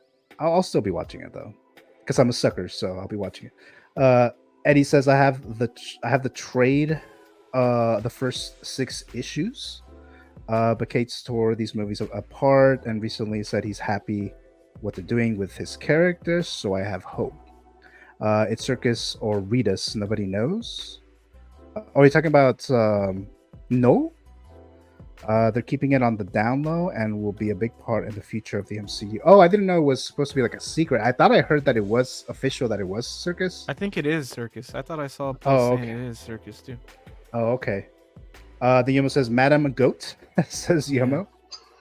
Hold on, Madam Web has better reviews than Joker 2. Give it some love now. Yeah, that's true. That is. Yeah, I mean, I did. That's see horrifying. I did see both movies, and yes, I would rewatch Madam Web. Wow. I wouldn't rewatch Joker, Folie à Deux, whatever the fuck it's called. I still haven't seen it. I've been meaning to go this week, and I just haven't. It's found coming the time on, to do it. I mean, It's coming on digital on the 29th. That's how much faith they have in the movie now. On digital, not this week. Like in 10 days. It'll be there. Pedro Lopez says Madam Web had Sydney Sweeney though. That's what he said, Sydney Sweeney, right? It still wasn't enough for me to go watch it. Right. So, I don't remember she doing too much in that movie, but yeah. So there we go. There, Sydney Sweeney needs to play Black Cat. I've heard that. Yes, she does. I totally see that. Actually. Mhm. But yeah. So I think we also talked about Venom, right? Everyone did. Yeah. Okay. All right. Like I said, sometimes I forget. So, all right. So let's get to the last. I think this is the last figure. So here we go. So we have, of course, Catwoman, Jazzinc, and that was finally announced. You know, they kept talking about it for months. You know, when it became public, right? After I forgot what the name of the manufacturer was that announced a Catwoman figure, the PFEIFFER one.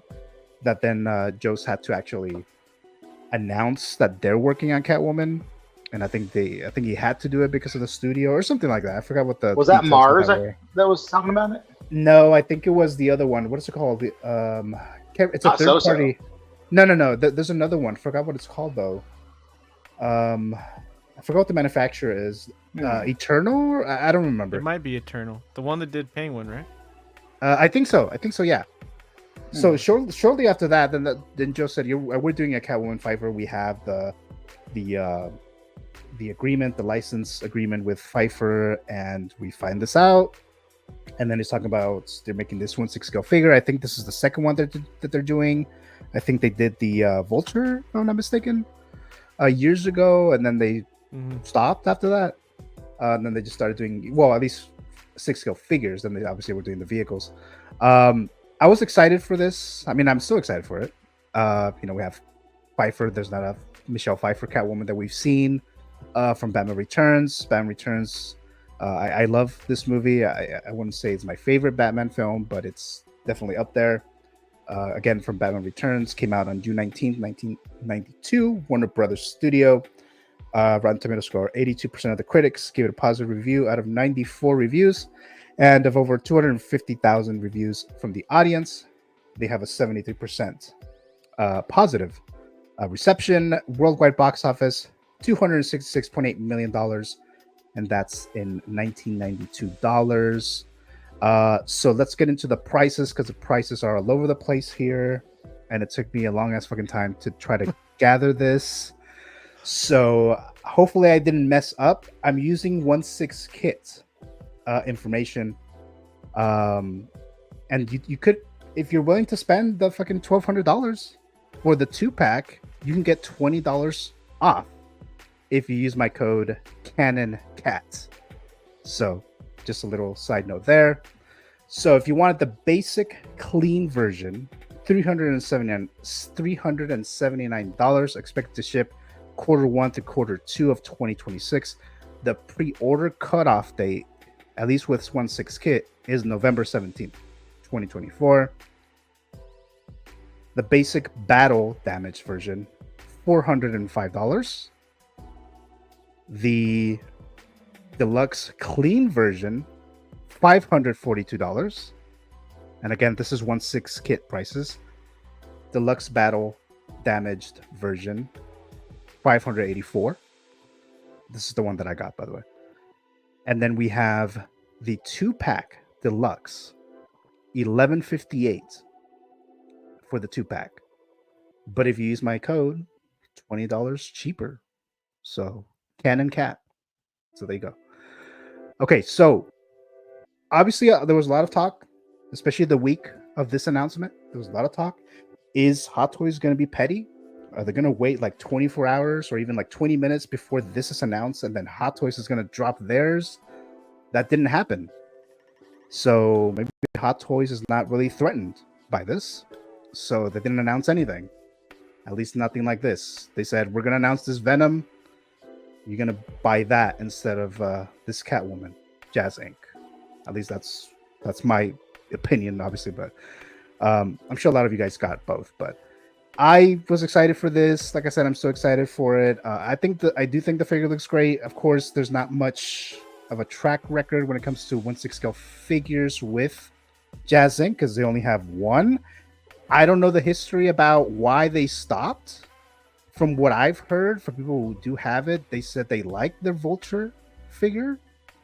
So I don't know why they stopped. I don't know if they were prevented from doing 1/6 figures. I have no idea, but it's been years since they did that first one, and now we have this.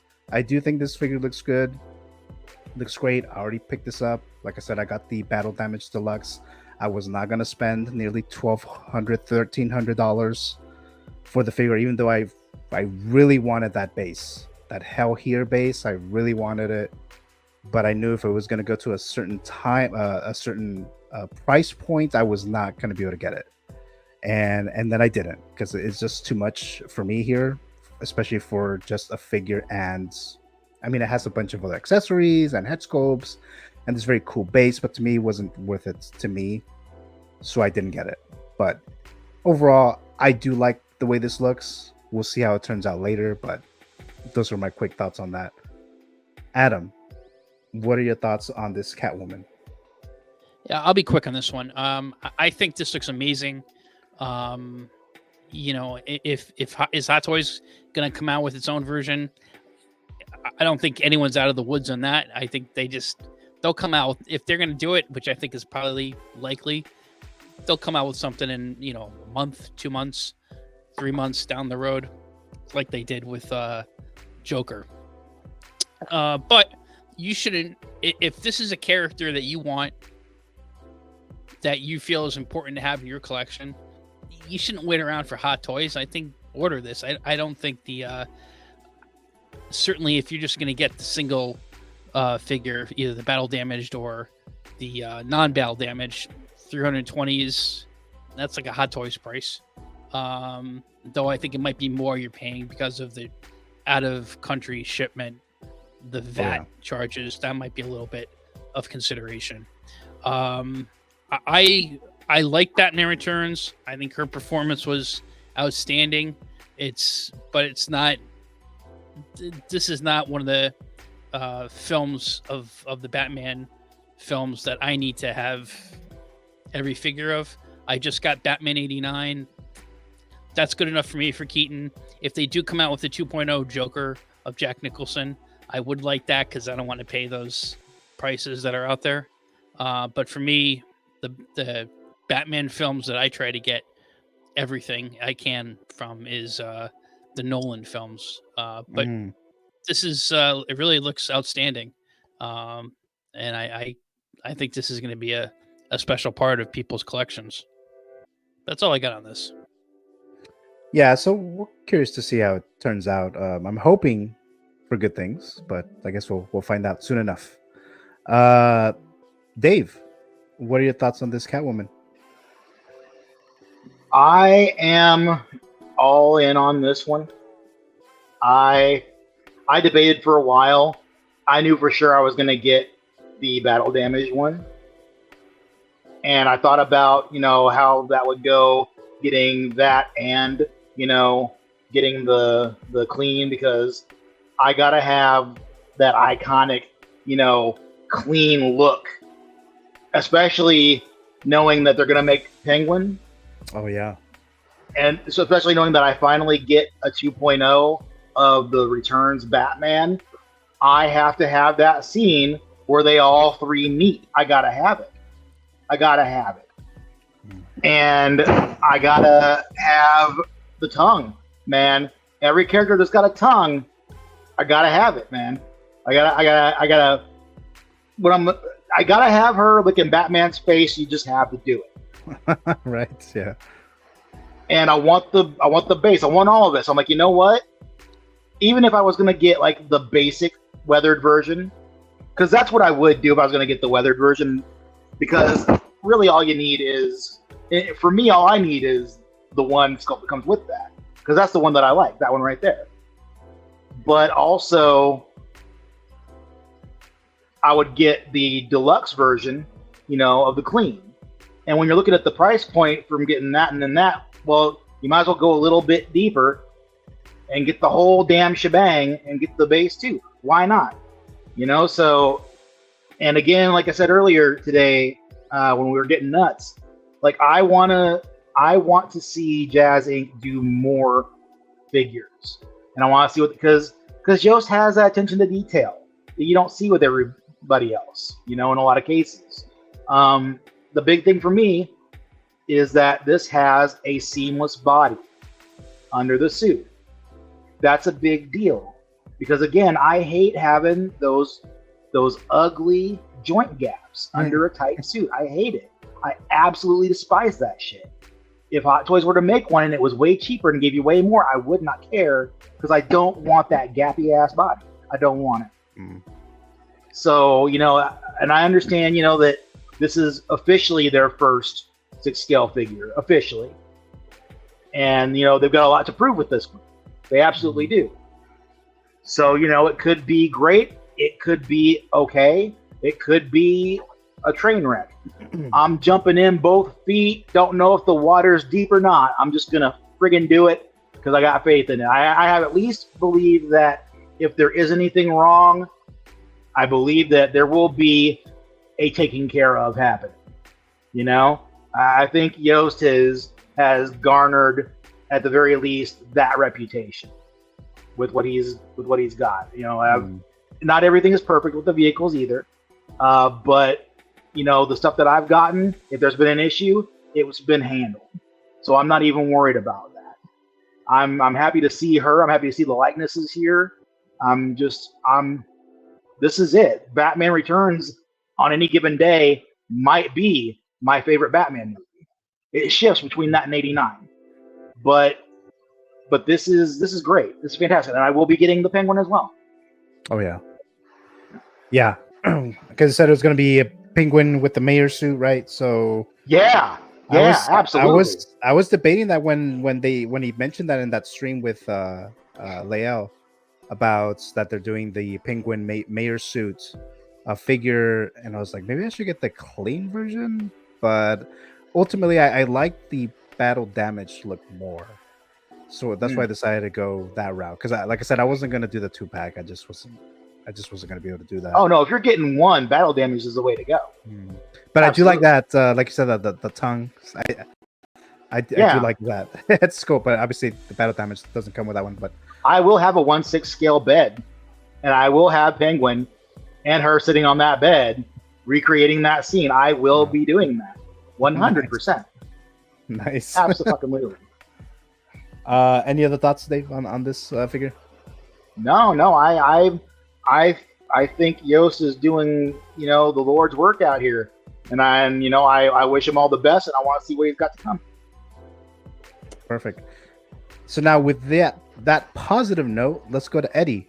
What are your thoughts on this Catwoman? Look, I love Batman Returns. I definitely like Batman Returns more than 89. I saw Returns before I saw 89. I think it's just the order my mom showed it to me in, because she loves Catwoman. But so this is an iconic character, probably still the best Catwoman in live action we've ever gotten. And I definitely would love to have this character. I think that they're doing a lot of ambitious things with this. One of the things being that battle damaged sculpt with the hair hanging out. Like, nobody's done that, not even statues. So I always thought that was something everybody was missing out on, because I thought that was iconic. And I love that head sculpt. But also on the clean, I love the tongue out. My preferred pose would be her cleaning herself, like licking her forearm in that one scene. I actually think with how ambitious this is, I'm surprised they didn't throw in like a hand holding the bird, or even like a sculpt with the bird in the mouth, like her mouth. Dude, that'd been crazy, right? Or something, or like in the tongue sculpt, maybe you could take the tongue out and put the bird in or something. I don't know. Yeah, that'd be cool. I thought, they're going that far. And I know Use adds things, like maybe if someone mentioned it to him, he'd be willing to add that. But I think it's cool for everybody that's happy for it. Me personally, I'm not willing to take the gamble on it. He's doing a lot. I don't know that he can execute on some of the stuff, especially with the suit. I'm interested to see how it comes out with him doing actual stitching, and I just don't know if some of the stuff he wants to do works well in 6 scale, at least not in the long term, or with it being his first figure. He's promising a lot, so we'll see what happens. I hope it turns out good for everybody that's getting it, because I think that it looks really good and it's promising. And if it does come out good, then that'll be awesome, and maybe I'll jump in with the Penguin. So we'll see what happens. I would be torn though, because I definitely, like I said, I like 2 different head sculpts, one with the battle damage and one with the clean. So if I was getting it, I might have to jump in with the 2-pack too, or at least just get maybe the regular release clean and the regular battle damage. I don't know. It's a tough decision, Yeah, it was hard for me when I was trying to decide which one I was going to do, especially with the price point. But I just want to add one thing here. You know what? I don't have any. I have no Jazzinc products. But in the future, maybe I would certainly get something for them. I saw an interview with Yost. I think it was on actually 6 Scale Mafia's channel where I saw. That's the one I saw the interview, and I was so impressed by, is he says he was a businessman, a successful businessman. He made money. He sold his businesses, and he's doing this because he's got a passion for figures and collecting and genre things. And I mean, I'm sure he's not trying to lose money, because that'd be a bad businessman. but he's coming at this first as a place of passion and enjoying things. And that's, to me, I was very impressed by that. So, you know, he made his money. He's just trying to now, you know, trying to enjoy life and have some fun. And if he can make a few bucks from it, that's cool. But primarily he's trying to, you know, enjoy some retirement. So I was really impressed by that. Like I said, I'm just not as into this character, but I definitely would be open to getting something down the road from his company. Okay. That's some good points there. We have Mart dropping by just in time to hear about Catwoman. Thank you so much for being here. Also, I don't know if I've seen you in the live chat before either. So if it is, welcome. Thank you so much for being here. Then we have good timing, sir, says Dave. Pedro says Hot Toys could announce a Catwoman. Won't be this good. Cheaper, though, as per usual. And yeah, I mean, that could happen later on, right? It's just that the talk was like maybe they'll drop it right before Jazzinc, you know. But that didn't happen. But unless they do an unmasked artisan version, yeah, I don't know what I would do at that point, but I guess we'll see what happens there. Yoma says, I think I'm fine with getting the battle damage standard and having it face the unmasked returns Batman that Hot Toys announced. And then we have is it Jesus Toys? I definitely don't think I remember seeing you in the live chat, so welcome. Thank you so much for being here. And then it says, at the end of the day, I root for more competition, which is true. I totally get that. If only one studio constantly dominates, then they might feel less inclined to up the game. More competition benefits the consumer, in my opinion. Best of luck to Jazz. So I completely agree with that. And thank you so much for your comment and for being here in the live chat. Greatly appreciate it. That will be fire display, says Dave to Yomo. Yeah, that bed display would be fire as well. What Dave mentioned earlier there. Jose is saying Eddie has valid points all around, but I have faith in Yost. Homie will send you a new figure if something minimal is off. He cares about the customers. And I haven't purchased. The only thing, this Catwoman is the first Jazzinc product that I've purchased or that I've ordered or pre-ordered. But I always hear good things about that when it comes to the customer service. If there's some kind of an issue, that he does, you know, reach out and try to help you as best as they can there. So I have heard that. So there is that reputation out there as well. Pedro says stitching is or will be printed on like Spider-Man. Then we have Reverse Zio, Mr. Carlos dropping by saying, yo, hello Zio. I'm not sure if you're still in New York or not, but I've seen you guys' videos and pictures. Looks like you're enjoying your time over there in New York. Too bad I wasn't able to go this year, but we'll see maybe next time. But thank you so much for being here, Zio. Just saying hello to Mr. Zio there. And then Jose, hope you're well, brother. Then Pedro says bird with bird cage, possible accessory future pack if his figures sell well. So there you go there. Then we have, where is it? Let's see. Oh, they're just talking about a giveaway tomorrow over there at the Hope Show. Let's see. Oh yeah, Yomo, yet another giveaway. Yeah, with that, with the, what do you call that? The Yomo juice, or what was that? The plan will be California at one point for SDCC. Yeah, so definitely let me know there, Carlos, if you go to SoCal. Let's see, a few more days still here, but it's been fun. We're glad to hear that, Mr. Zio. Hope we continue enjoying your time over there. Yes, Yomo juice, says Jose there. All right, so I think that's it for Catwoman, unless you guys have any other thoughts. If not, we'll move on to I think it's the Fantasy Figure Zone. We'll get into that. But before we do all that, let me just play this little collaboration right now.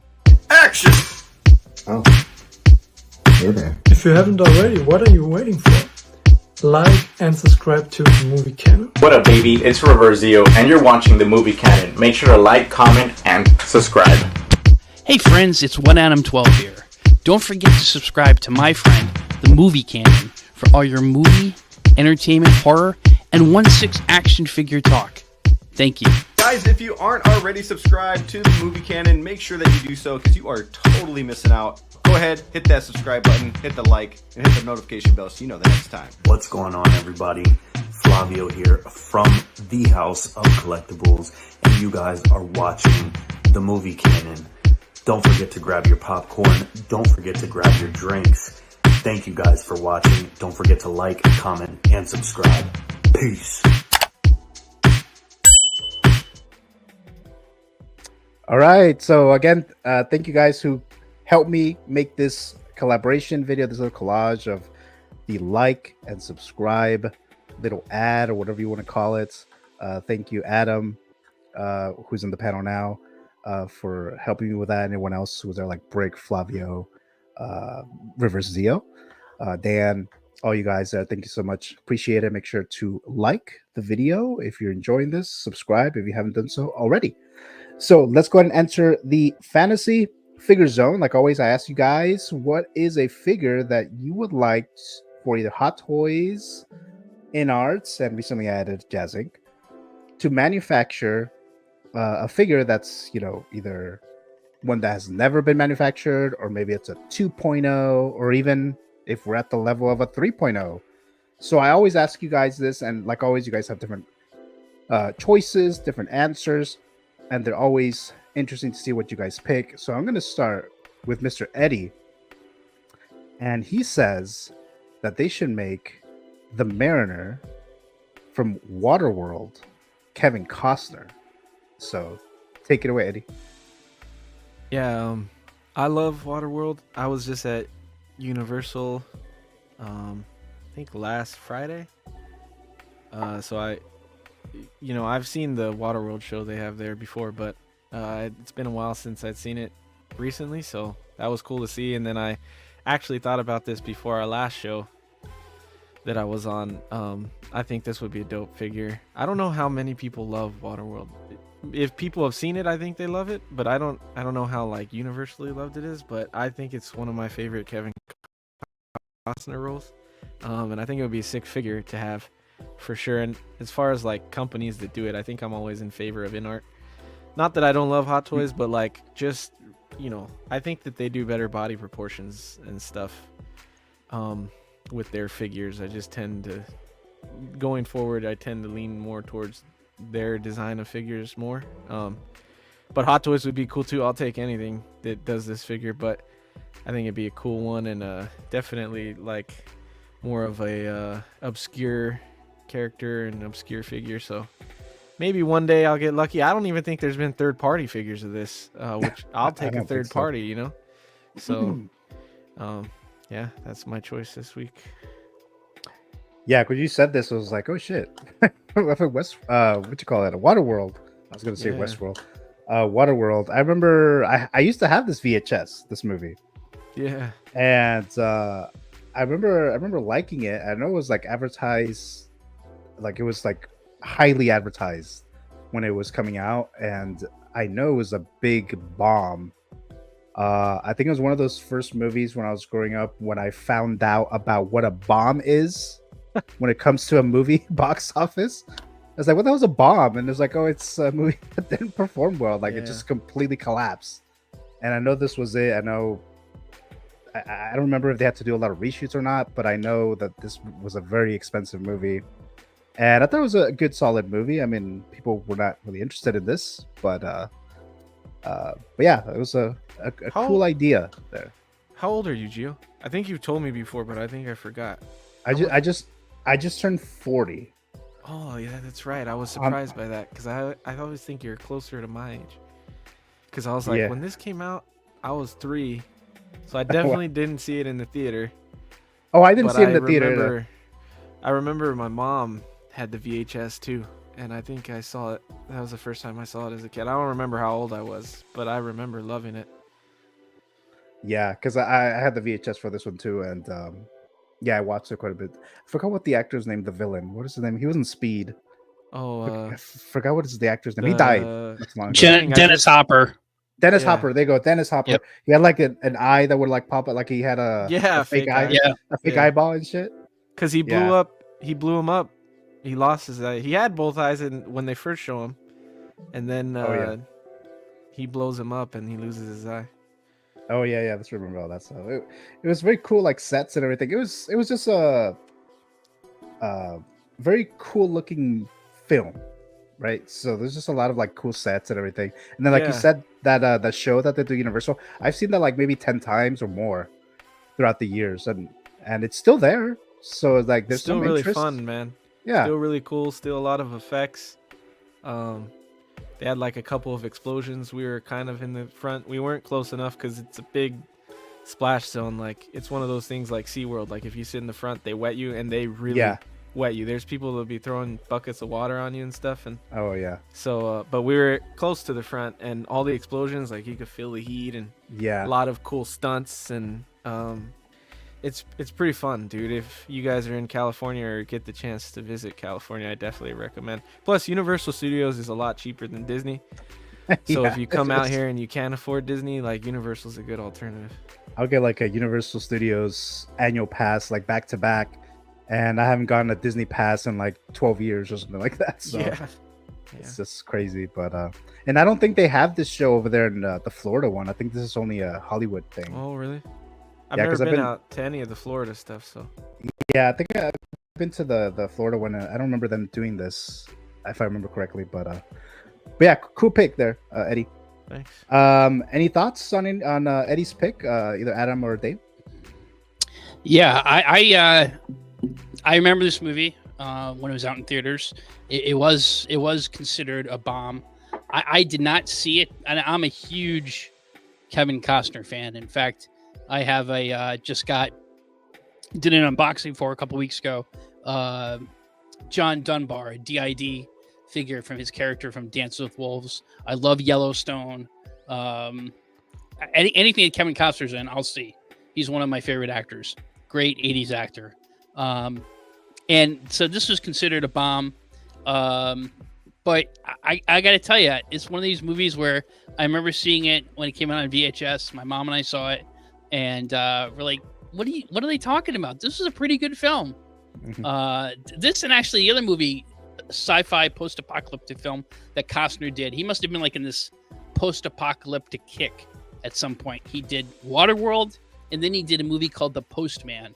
And that's another movie that was a bomb and that people derided. And it's I'm not saying it's a great movie, but it's a decent movie. And it didn't deserve the hate that it got. So yeah, I think this is a cool choice, and this movie deserved better.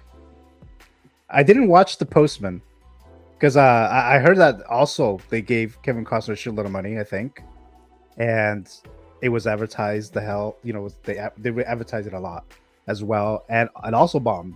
So I don't know what was going on over there. The people were just not liking Kevin Costner at that time. I don't know. Dave, have you seen Waterworld, or what are your thoughts on this? Yeah, I saw it when it came out. I turned 16 that year, and I believe I saw it in the theater. I only saw it that one time, but I remember really liking it. I don't remember a damn thing about this movie except there's like a little girl and there's a map, and everything's water, and that's it. But I remember really liking it, and I do remember a lot of people were shitting on it. I was like, I don't know why, but okay. And I actually, looking at this now, I want to watch it again because I remember just really enjoying it, and I wonder, if I still like it. So I'm gonna check it out again. All right. I had a lot of fun watching it, I think. And let's look at the live chat here. I think there's a few that I missed already here. Let's see. They're just saying Brick's trying to seduce us with that video, that little collaboration video. It says, "Oh, you want to be a top or a bottom?" Is that a reference to reference to something? What is it? His top or bottom segment where he has like 5 figures lined up at the top and then 5 on the bottom, and you gotta choose. No. Yeah. I'm talking about the way that you're saying. Oh, you want to be. Oh, is that? The nefarious version of that. Yeah. Oh, okay. That's a yeah. We'll talk offline about that. Okay, all right, okay.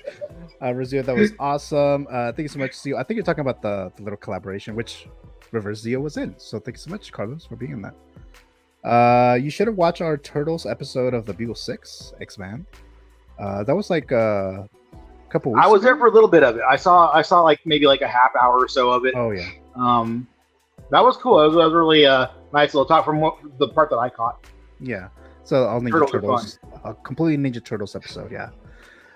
Can't wait to see what everyone picked, says Mr. Zio. You say that you were there. Pedro says Kevin Costner, Robin Hood. Also, I don't think I've seen that one actually. I know which one you're talking about, but I don't think I ever saw it. Prince of Thieves. Yeah, they go. The X-Men. The snake. Everything I do it for you, says Pedro Lopez. The Canadian government has apologized for Bryan Adams on several occasions. Is that I did another reference that I'm trying to figure out what you're saying here, Dave? Oh, that's South Park. Is that okay? That is the South Park episode. Yeah. Okay, that's from the movie, right? Yeah. Okay, all right. I saw that movie way too many times actually growing up. So we have. I just graduated from high school when this movie came out, says Pedro. So I think this movie came out, what, 96? I think that's when it came out. 95. 95. Okay, so I was off by a year. Okay. Jesus Toy says, I'd kill for a Lethal Weapon, 1987 Riggs and Murtaugh, Artisan, or Die Hard. I'm old. Well, no one has ever said Lethal Weapon, I don't think, before. But Adam said Die Hard last week. And actually, Justin, how you figure his fantasy figure, his fantasy figure was also Bruce Willis from what the fuck is his name? John McClane.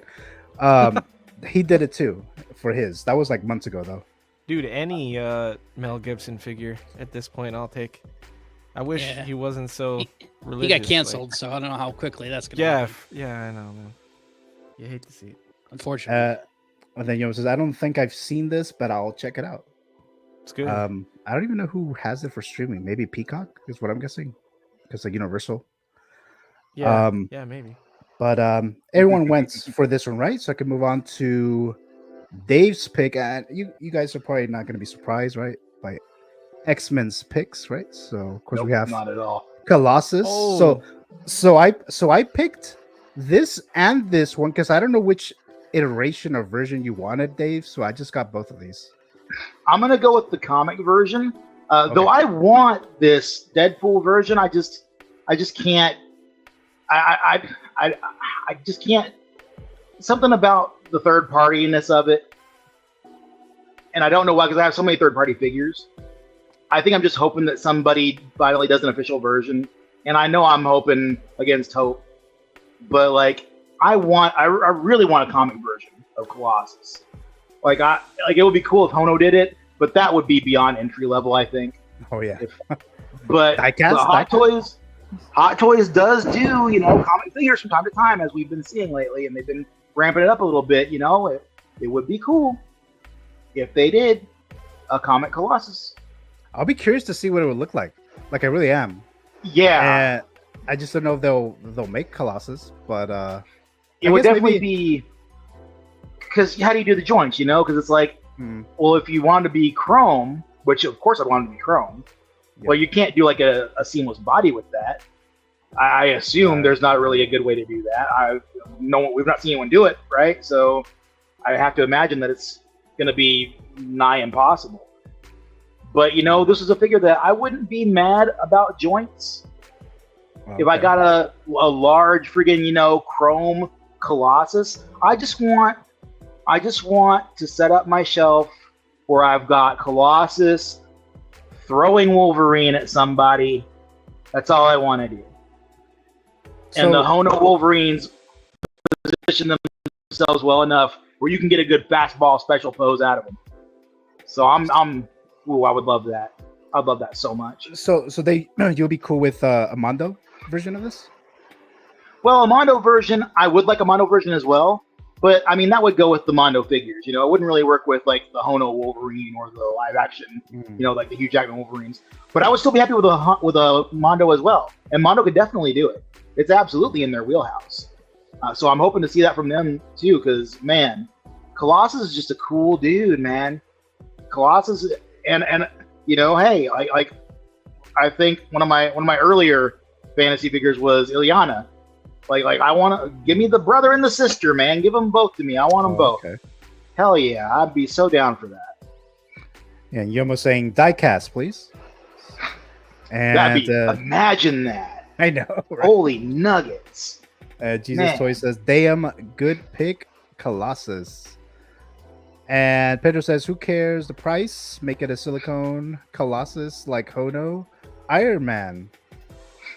So I don't know if you would want that, Pedro. I mean, that is Dave. true, because that Iron Man looks really good. That Iron Man looks better, I think anyway, better than the comic version that Hot Toys put out. I would rather have the Hono if I was going to get a comic Iron Man. So yeah, I guess Hono could do it. It'd be a bigger figure and it still cost more. Yeah. But I guess it'd be more entry for a big guy. So yeah, hell yeah, do it. Somebody, no balls, Howard, no balls. Bet you won't. Yeah. Any thoughts on Dave's pick, guys? Either Eddie or Adam. This is awesome. I'm honestly surprised we don't have one from the Deadpool movies. And absolutely, I agree with Yomo. It's got to be diecast. This was I always loved the look of the character from the comics. You know, and 12-year-old me, now that all these characters have come back together in the MCU, I want to see a fight between Hulk, the Thing, and Colossus. That's Bro, I want to see a battle royale. Crazy. That's what I want to see, dude. King of the Ring. Yes, bro. That's what I Bro, want. Juggernaut in there. Yeah. Oh man, that'd be cool as hell. Can we make that happen? Kevin Feige, please. Right. Yeah, I guess any chance will be Secret Wars, maybe, but who knows? How about you, Eddie? Any thoughts on this choice? Yeah, I think it's a good choice. I think Colossus is sick. I'm definitely more movies, so I'm surprised that they didn't do him from the Deadpool movie, because I know they did Cable, and I'm wondering why they never did Colossus. Is it because of a Fox thing, or I don't know. I don't know why they've never done. I know that third party one existed, and I missed out on that one, mostly because he was a pretty big figure. Oh, okay. And I thought he was a little too big, and I don't really have the space for the figure, but I'd definitely be more interested in that version. I think the comic one would be cool, and I'd like to see Hono do it. I think Mondo will do it eventually. It got to. Yeah. But Hono would be cool, because I did really love the way that they utilized the silicone on that Iron Man, because I thought it looked really good. And I think they could do that with Colossus. It would be weird though, because the chrome is one thing, but then he has the lines. So how do you get the lines in the silicone? Do you paint them in, or do you can't sculpt it into the? Maybe you. I can imagine they could mold it. I don't know. Like they molded Wolverine's arm hair, so. I guess that's true. Lines would be, I don't know. It would be weird, but they'll figure something out. But I think it's a good pick. I think he's one of the cooler X-Men characters to me. I'm always for the bigger, buffer, roided out looking dudes. So that's a cool pick, man. Oh yeah. All right, 15 inches of Colossus. Let's go. Let me look at the live chat real quick here. It says, Pedro says, I think just the elbows and the knees can be a silicone, only as his lines can blend the plastic seams. His lines will be molded in, says Pedro Lopez. Any other thoughts here? Isn't that what they did with AHSOKA, the first AHSOKA figure from Mando? Her elbows were still silicone, right? but then like under the glove It was was separate, and that's the one that kept. Like if they could engineer that properly, then yeah, I don't see why not. Pedro says also switch out Power Pose torso. So there you go. All right, like they did with Hulk, yeah. Go ahead. You know, seeing this figure just makes me think we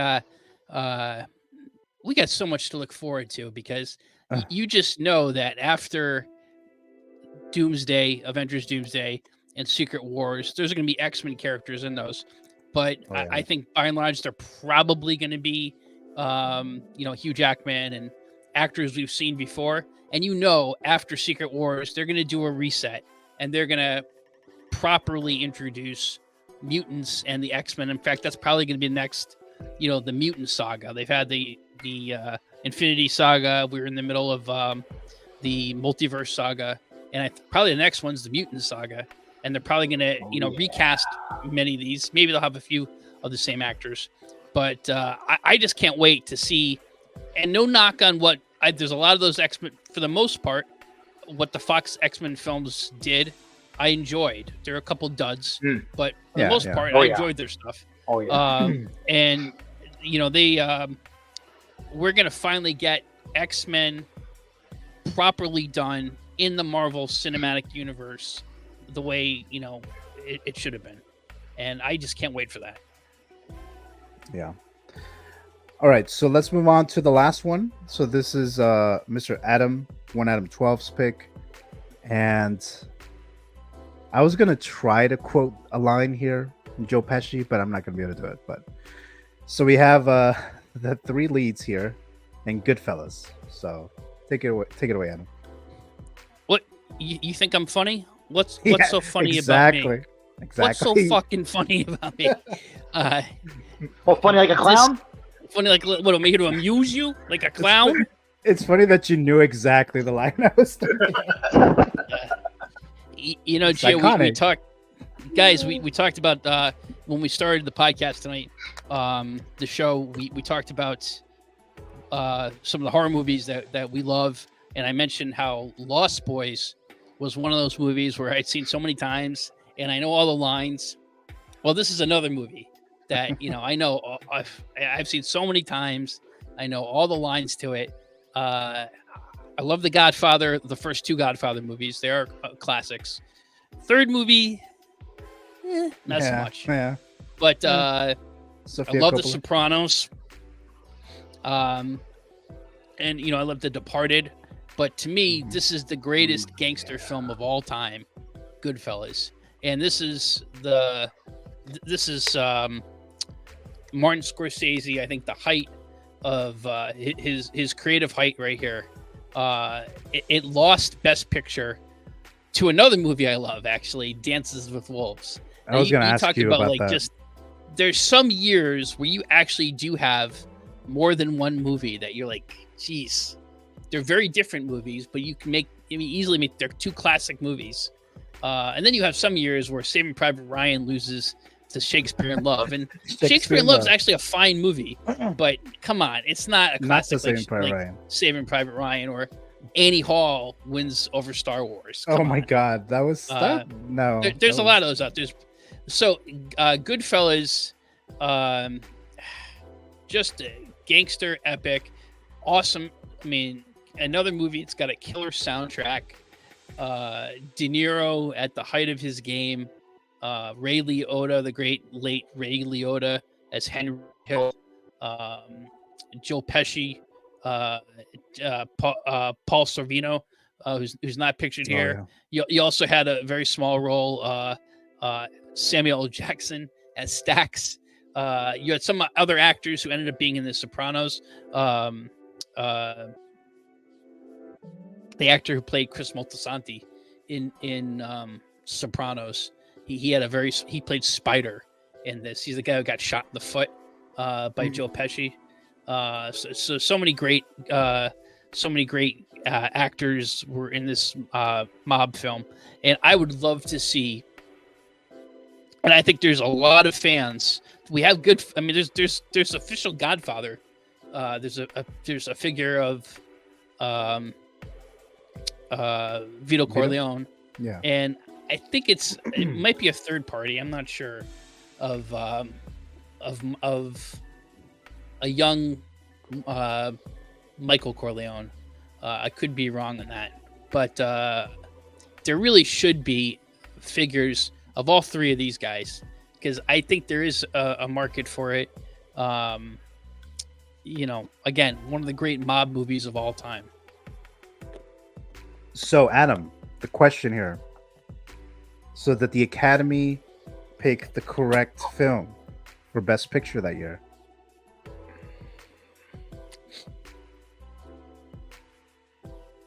No. Okay. No. So I think just should have won. I think, but I love Dances with Wolves, and any other year that should have won Best Picture. I don't think they chose Goodfellas at the time because for the Academy at the time was much more, it probably still is to some extent, much more conservative. And I don't mean politically conservative, but just, is a lot of profanity, violence.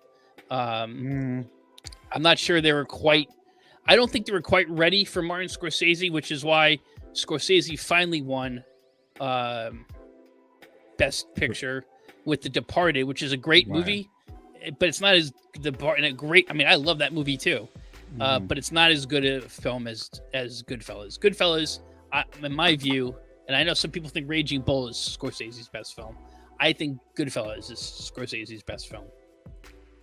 Do you think they should have given Scorsese the Oscar for Best Director for Goodfellas, or Kevin Costner? Kevin Costner for Dances with Wolves? Again, this is they're all connected, but I think Costner was deserving because it was a different type of Western. There've been many Westerns before, but it was a different type of Western, and looked at the play. One of the not the first, but one of the first films to look at the treatment of indigenous people and Native Americans. In as we went in the westward expansion. But I think they're both classics. You watch both films 30 plus years later, and they're both, none of them have dated, but probably should have gone to De Niro. Or not De Niro, Scorsese. Scorsese, yeah. Yeah. Yeah. No, Joe Pesci did win for Best Supporting Actor. Yeah, it was like the shortest speech in the history of the Oscars. Yeah. He just says something like, "Thank you," and then he walks out. Yeah. He just waves. I was like, okay, all right. Well, it's Joe Pesci, and so he can. He had a great career there in the late 80s, early 90s. He was in he was in My Cousin Vinny, of course. Yeah. Great movie. And then he was in, I think he was in Lethal Weapon 2 and 3 and 4. And 4. I remember him 4, yeah. Yeah, he was Jet Li. One of the highlights. Yep. Yeah. Jet Li. That's the first time I saw Jet Li.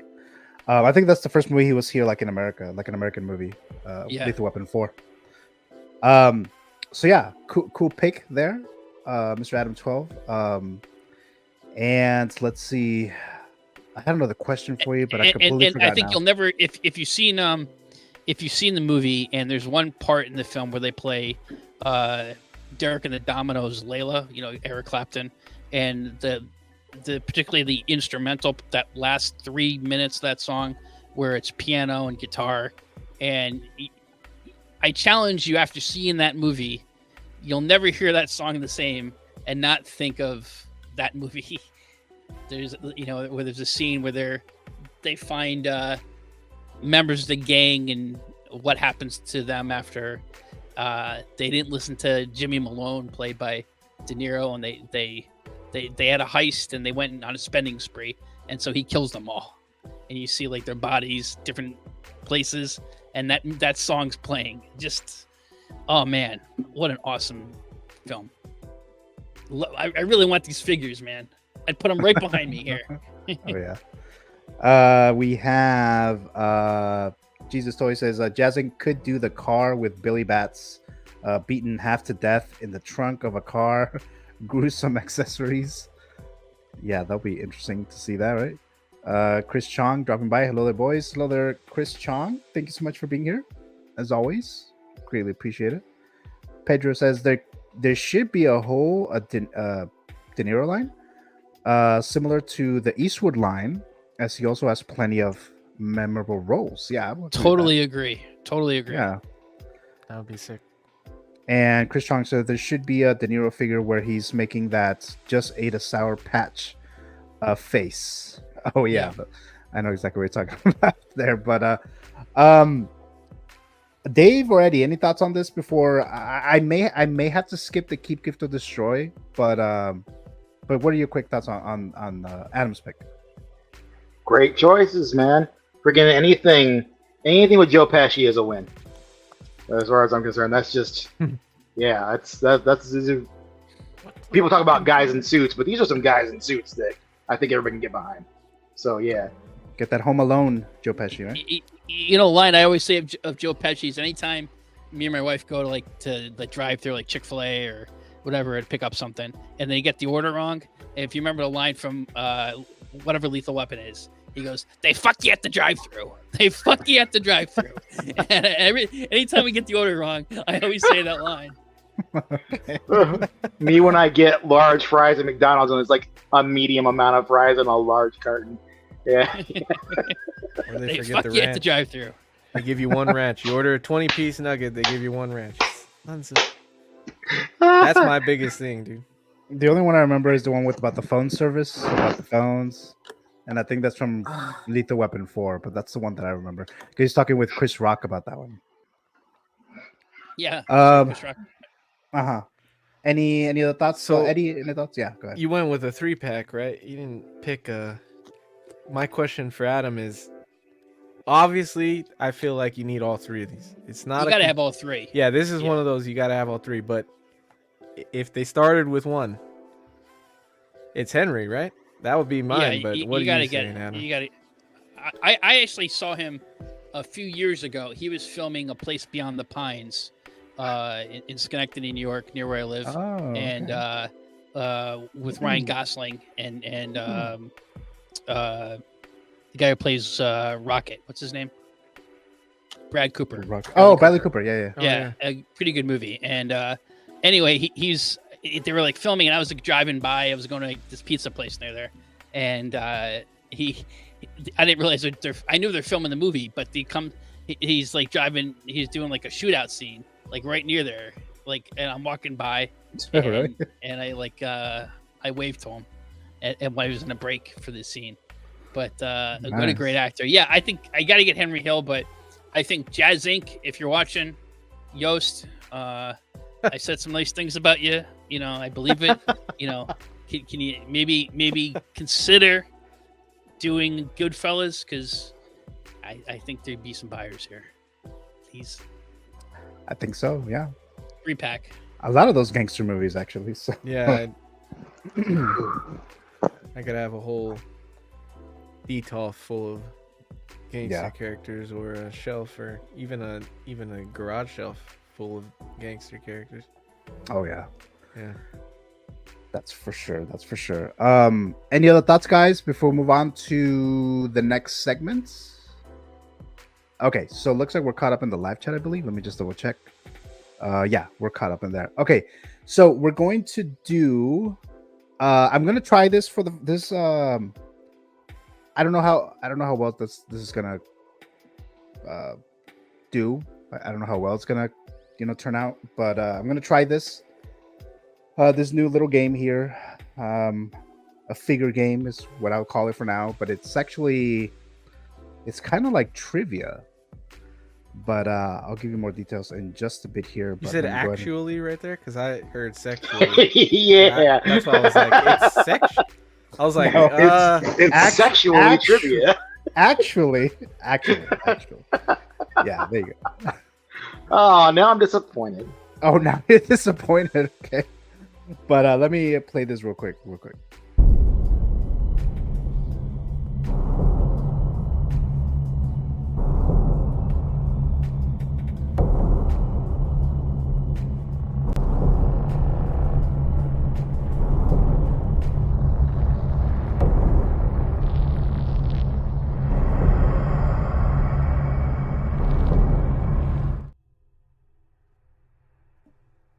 Okay.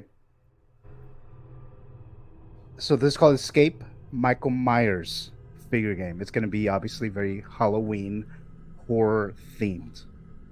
Okay, so there's 3 of you. Okay, so these are going to be trivia questions. 1/6 scale figure trivia questions. True or false. So it's not too complicated. The only answer could be true or false, right? So the way this works is we're going to have 5 rounds. So there's 3 of you. I'll ask a trivia question to Adam. He has 10 seconds to answer the question. If he gets it wrong, the first error means that Adam tripped.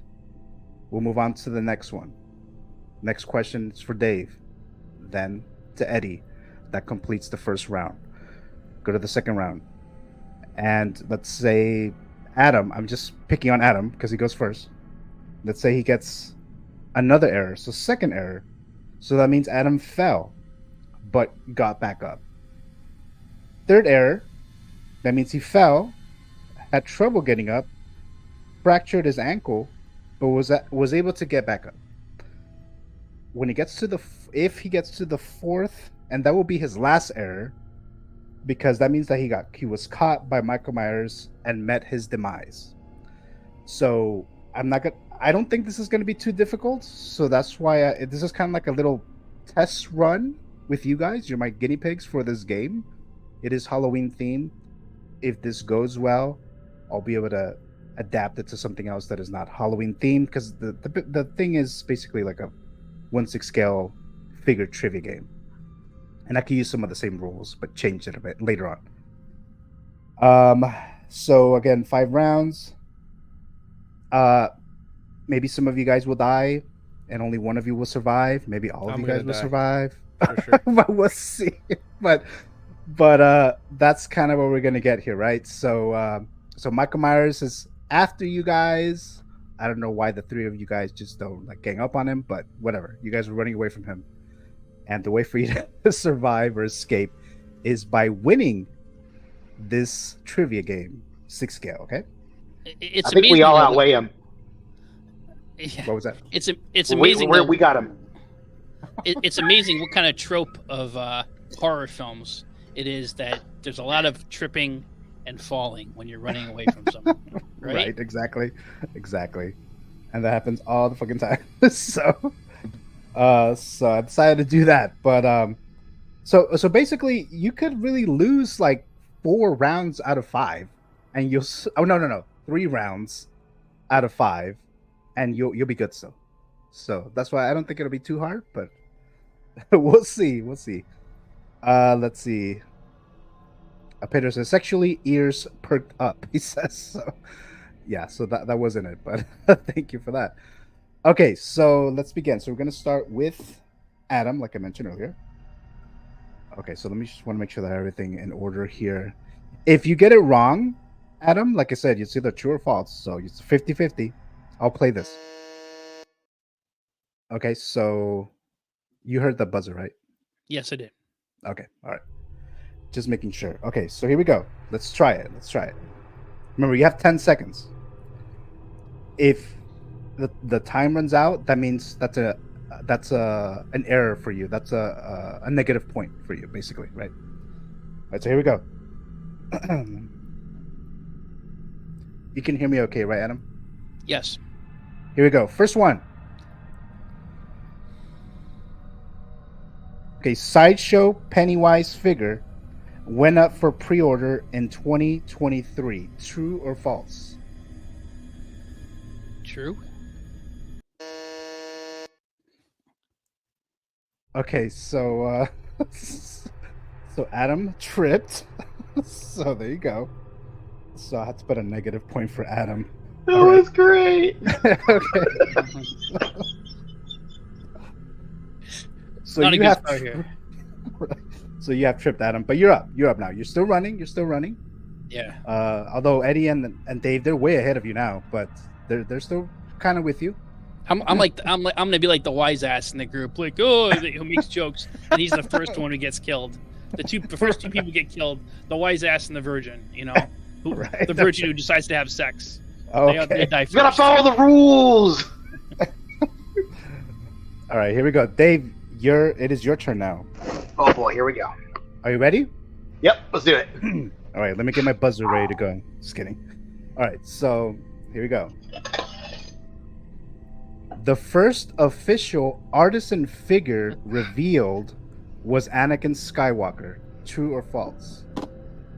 True, right? True. True. Correct. Yeah. All right, you got it. So you're still running perfectly fine. We're going to Eddie now. Here we go, Eddie. All right. And let me I meant to do this earlier. So when I say reveal, meaning that's the first time that we see the figure, not necessarily that it went up for pre-order, because it could be a reveal but not actually ready for you to order it. And then I'll say went up for pre-order, and then there's release. So you guys know the difference of reveal, pre-order, release. Yes. Okay. All right. Just want to make sure that that's clear there. Here we go, Eddie. You got 10 seconds. All right. Here we go. While Sideshow reissued Jason and Freddy Krueger, their Ghostface figure has not. True or false? True. That is true. Yes. Yeah, nice. All right. So Eddie's still in the running. Or still running. All right. Next one. And I don't know how long this game was going to take, so that's why I wanted to go before the Keep, Gift, or Destroy. So, all right. Round 2 out of 5. So we have Mr. Adam.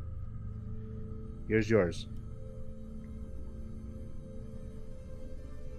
The first official artisan figure that went up for pre-order was the Ledger Purple Coat Joker. True or false? False.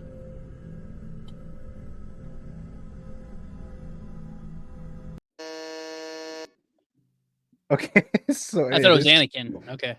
I was thinking, yeah. Okay. Went up for pre-order. So Joker went for pre-order 24 hours before Anakin. Huh. Okay. So there's that. So Adam, you fell, but got back up. Actually, the last time you only tripped. This time you actually fell, and then got back up. So there you go. All right. So Dave, I'm a dead Dave, man you're walking. next. Why are you tripping, bro? Here we go, Dave. You ready? All right. Okay. The Michael Myers Sideshow figure only comes with a jack-o'-lantern accessory. True or false? False. That is correct. He's got the knife, right? Yeah, and then he has the sheets, and then the glasses, and then a phone. Oh shit! All right. So it's like, yeah. All right, now we're going to Eddie. All right. Here we go, Eddie. 10 seconds. The Batman Imposter Joker artisan figure was sideshow price at $415. True or false?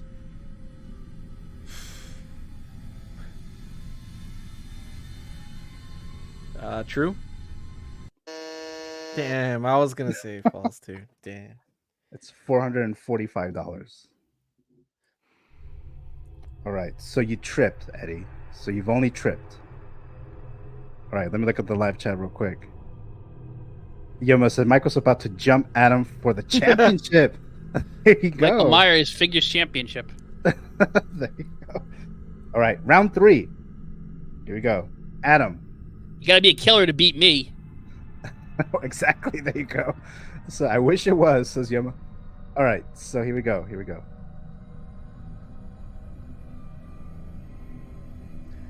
All right. Here we go. Adam. So the artisan Darkside Luke Skywalker did not come with a sculpted hair alternative version. True or false? The artisan Darkside Luke did not come with a sculpted hair version? Right. Is that true or false? False. It came with it, sculpted hair. Correct. You got it. So you're good. You're good.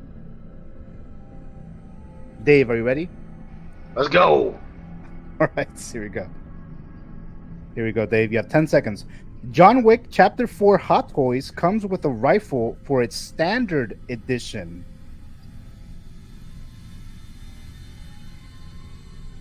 True. Oh. It comes with the special edition exclusive. Oh, man. I was thinking he had that, and then he had a second one. Oh, shit. All right. I tripped. Dave has some trick. There you go. He needs more guns. It's John Wick. He needs all the guns. That's true. That is very true. All right. Let's go to Mr. Eddie. Here you go, Eddie. You ready? Yep. Here we go. Both the Hot Toys Carnage Standard and Deluxe Edition figures are still available for pre-order on Sideshow. True or false? Dang. False? Oh, man. That is true. It is still available. Both of them are. Okay, so you had tripped and you fell, Eddie. All right. So we're in round 4 now. All right, let's see. Yomo says, I actually know a lot of these so far. So there you go, Yomo. Yeah, that's what. Next time you're on, maybe we'll be playing this game. So, all right, here we go. So we're in round, what is it? 4, round 4. Okay, so this one is for Mr. Adam. Here we go. Return of the Jedi Han Solo Hot Toys figure went up for pre-order right before the end of 2023. True or false? False. That is That was correct. 2024. That is correct. Yes, you got it. All right, Dave. You're Yeah. next. Are you ready? Yep. Here we go. 10 seconds. The INART Cavill Superman figure went up for pre-order in the summer of 2023. True or false? True. Fuck. September 25th, 2023. Oh. So the fall of 2023. Oh, wow. That came out fast.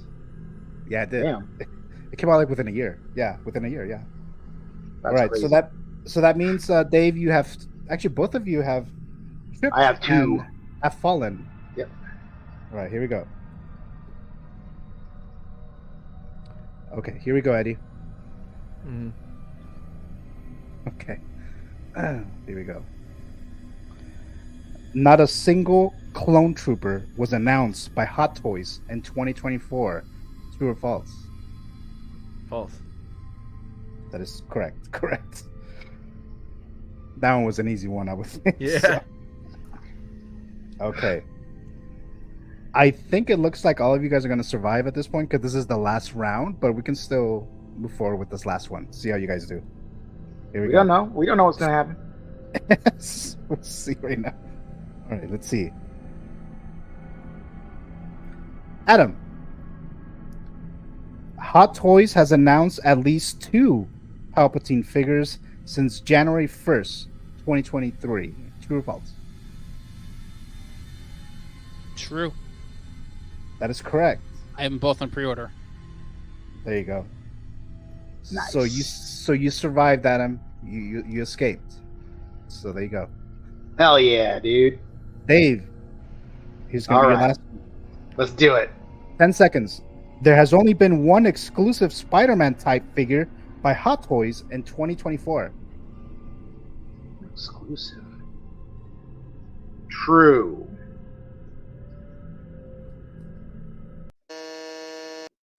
Oh. What did I miss? False. There's been at least 2 that I know of. Exclusive Hot Toys. There's the Amazing Spider-Man one that came out like in January or December. That was in January? Oh, Oh, no, shit. no, January. In January. Oh wow, I was thinking that was last year. Oh wow, okay. And then there was I think they revealed it in December.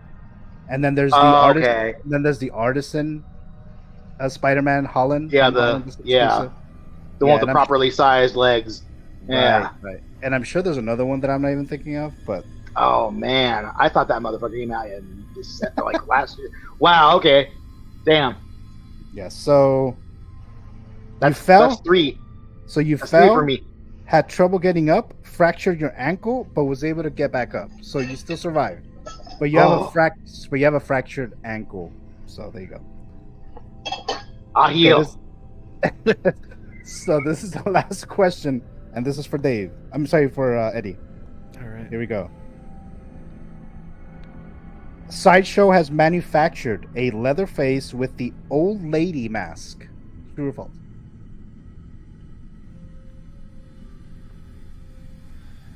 False? Oh man, I know they did the pretty lady or whatever. True. I think that's the old lady. That's the one. That's the one. Yeah. Oh. They call it the old lady. Yeah. Oh, okay. I knew that then. I just hear So, everybody call it the pretty lady or something. Yeah. I guess you could. Yeah, I could sort of see that. But I guess it's technically they call it the old lady. But yeah. Okay. So many ladies. Yeah. Right. And then Yoma says, "Oof." VGM and Iron, I think, says, "Oh yeah, there you go." There's that too. Yeah. So Yomo seems to be knowing all this, but I guess once you're in the hot seat, it might be a little different, right? I forgot about the game one. Yeah. But yeah. So that was the game here, guys. So this one I just wanted to try it out, and then I'll change it a little later. To something We else. survived. But yeah, all you guys survived. The most damaged one was Dave at the end. We're tied. But I missed the last one at the end. Oh, that's right. But dang, yeah. it started off. You came back on that one, Adam. Yeah, he did. Yeah. Is that a taste of the championship, Adam? We'll see. We'll see exactly. All right, so let's see. Yomo said it's always different when you're in the hot seat. Says Yomo, exactly. It is because Yomo has played it the matchup and the figure stock matchup and all that stuff. He's played that. All right, so there we go. Okay, so there's one last one. I guess I can do the keep gift of destroy real quick here. Wait, where is it? Yeah, so it's still kind of Halloween themed, kinda. I know all three of you. I'm not huge horror fans, so this is not going to be too much of a struggle for you guys. But I'm just curious to see what you guys would pick, right? So here's the keep gift of destroy. Actually, let me. I just have to lower the music a little bit. It was a little too loud. Okay, so here we go. So this week's keep gift or destroy. So of course we have, what is this guy's name, Adam? David from the Lost Boys sideshow figure. So anything connected to the Lost Boys, you'll be destroying that. All of it, right? Pennywise, anything related to Pennywise or Stephen King, horror related. I know they tease Jack Torrance. I don't know if they're actually going to do that. Sideshow tease like something related to The Shining. So I'm curious to see if they do that, because I would want that. And this is gonna seem kind of out of nowhere, but you'll see that it is still kind of connected to Halloween. So of course we have Batman from The Batman, Pattinson. So let's start with Adam. What would you pick? Well,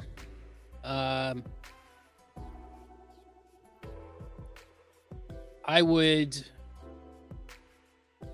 keep the Batman because I have that figure. That's an awesome. That is an awesome figure. Not my favorite Batman movie, but it was a good movie. But an awesome figure. I would. Pardon me. Except the cape. The cape sucks on that figure. Yeah, it does. I would gift, and I got an announcement to make. Oh, okay. I would gift David to myself because, well, while we're on the show, I pulled the trigger. I ordered him. So Okay. Nice. from Sideshow. Congrats. So Pre-order. hopefully, who knows with Sideshow how long they take it to ship to me. I'd love it to be here by Saturday, Saturday's mail, so I can show them on next Sunday's show. Nice. But so gift David to me because I love the Lost Boys, and I destroy Tim Curry's clown from It. It's Clown. Okay. What's the name of this character? Pennywise. Pennywise, yeah. Yeah. I didn't like that. Yeah, That one's coming. Not for me. No, it's a creep. I don't like those. They creep me out, clowns. I don't like them. Oh, okay. So I'll be having 2 Pennywise, hopefully within the next few months. But there you go. Dave, what would you do? See, I was gonna keep Pennywise, then you threw Batman in there. Like Batman, like the ranking goes Wolverine, then Batman, and then however else the chips fall. So I got to keep Batman, and I'm gonna have to gift Pennywise. Pennywise, especially that Pennywise, that's my childhood right there. As terrible as that sounds, that's like I have so many warm and fuzzies over Tim Curry's Pennywise. It's insane. I'm not even a horror guy, but I love that TV movie that they did, and I used to watch it all the time when I was a kid, and every now and again I will, and I just love it. Yeah, so I gotta gift him to somebody, and I'll admire him from afar, and I gotta let Lost Boys go. Somebody's got to get the axe, so Right. it's the way it shaked out. Yeah. How about Yeti? So, if I destroy Batman, am I destroying that Batman or all Batman? Oh, you know what? I don't think I even tell you guys. It's just the Batman Pattinson universe, not all Batmans. Just the Matt Reeves. Okay, my answer stays the same then, because Penguin is awesome. Yeah, sorry about that. I forgot to mention that, but just the Matt Reeves universe. So I'd keep Pennywise, especially that version of Pennywise. That, I guess I do love that movie because I watched it as a kid. It scared the crap out of me. As a kid, when I looked any far away dark place, I could see him in the distance. Oh wow! We had stairs, and at night going up the stairs, I swear he was on top of the stairs. If it was dark up there, he was up there. So, wow. So both torture and nostalgic, but very scary version of Pennywise. And I'd gift David from the Lost Boys to Adam, since Adam loves the Lost Boys so much. Thank you.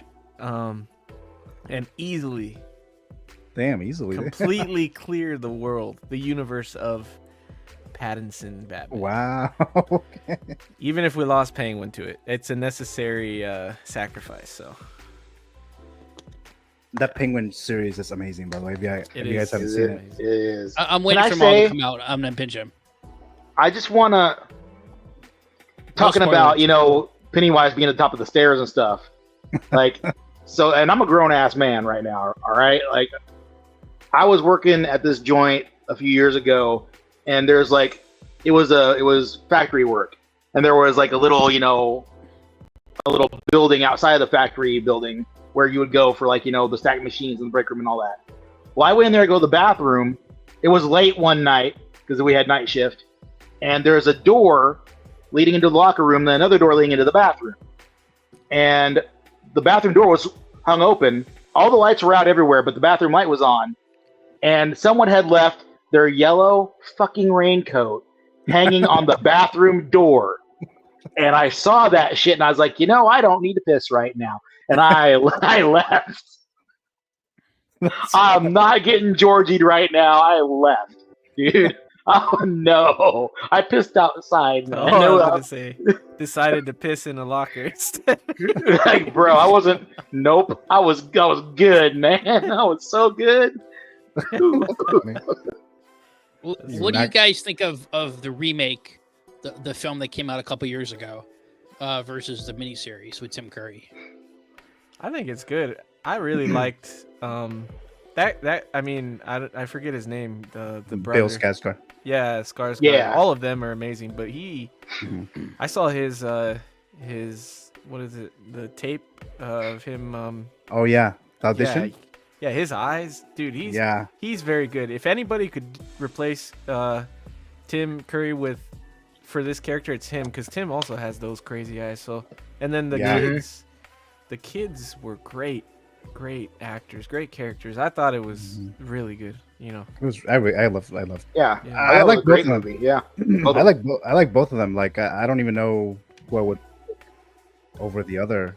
It's hard to I'm choose.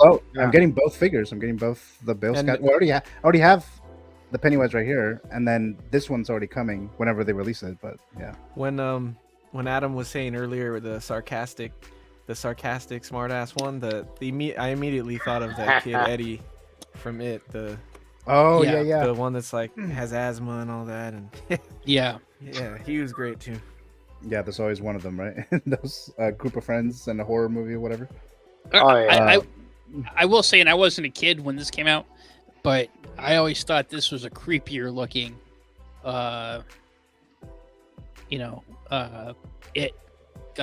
clown creature than Bill. Because he looks so real. Looks. I mean, he looks super creepy too, but this to me a little bit more of an edge because I don't know. It's with the hair or something about it. I don't know. And also around that time too. When this movie came out, around that time, you had stuff like John Wayne Gacy was happening. Yeah, that's true. Yeah, and he looked so much, it was the same, big whole baggy everything suit with the red hair and all that, and yeah, dude, that's nuts. Yeah. But this guy is creepy as all hell. I think for me, or just like. The first thought I had when you said what defines him as more creepy, the Skarsgård version has a bit of playfulness in him with his eyes, and I don't think I ever felt the playfulness for this version. I think it was always scary, always creepy. There was no like draw like the other one. It has both sides. This one was just straight scary. Yeah, this one's on the clock. Yeah, there's that scene from behind the scenes, that picture of him sitting there in the chair between takes, like smoking a cigarette with the makeup and everything. I'm like, that's fucking terrifying. Yeah, I've seen that actually. Yeah. Like, just taking a break from eating these kids, Shoot, man. All these Georgies, Yomo says, keep David, gift Batman, and destroy Pennywise. Okay. I'm a little surprised about that, Yomo, but cool. I'll do mine now.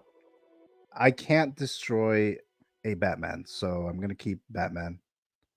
I'm going to gift Pennywise, and I'm going to have to destroy David, right? David from the Lost Boys. David, because I just don't have that much of a connection to the Lost Boys, but these two a lot more. So that's what I would do there.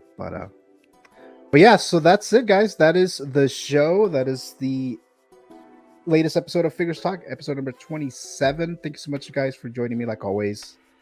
Greatly appreciate it here. Appreciate your time, because I know you guys, like I said, you guys could be doing something else, but you're here. Two of you guys were in another show before this one, and you still came here.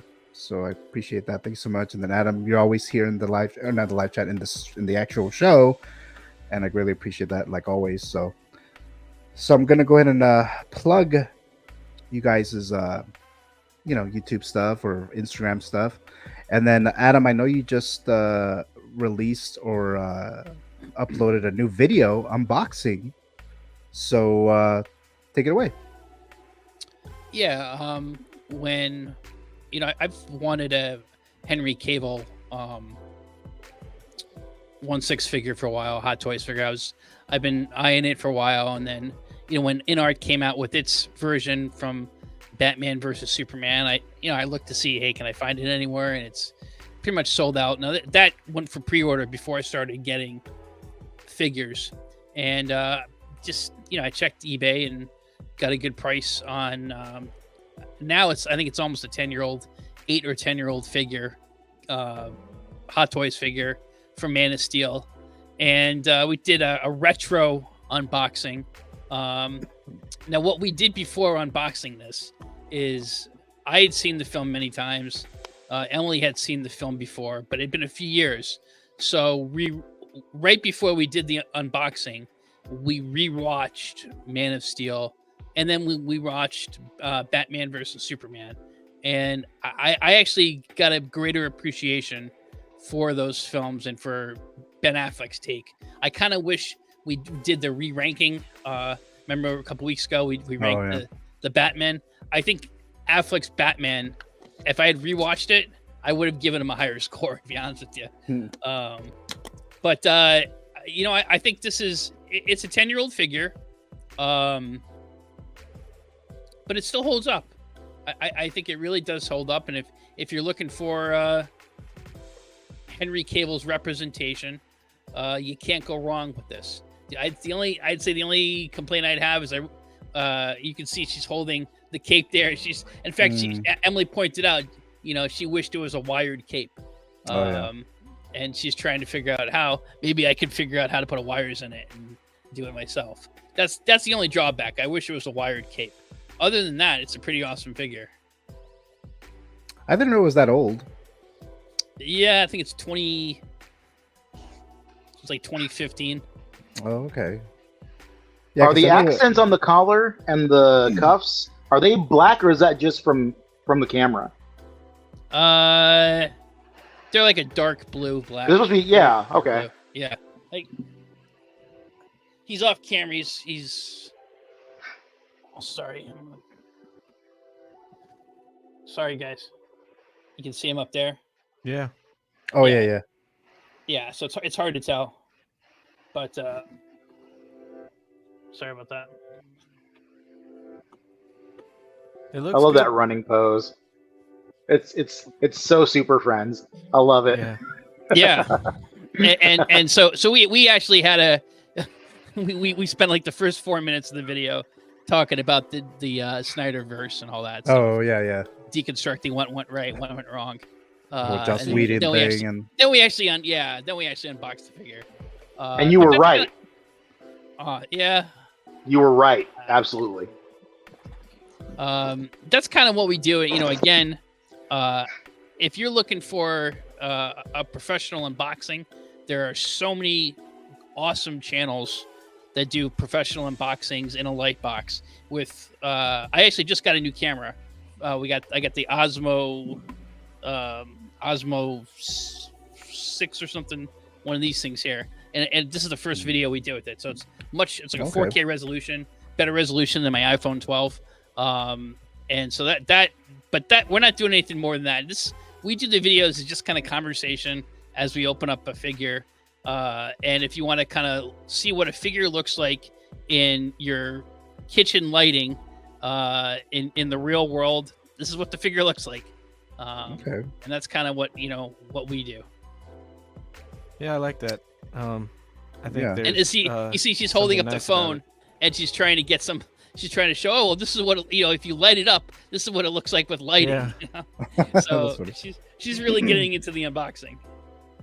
I think I don't know that I've ever really taken a hard look at this figure, but just from the video, looks good. I've owned the other Superman and then the black suit version too, and I want to say that likeness just from the video looks better to me. And I've always liked that stand more. I love that stand.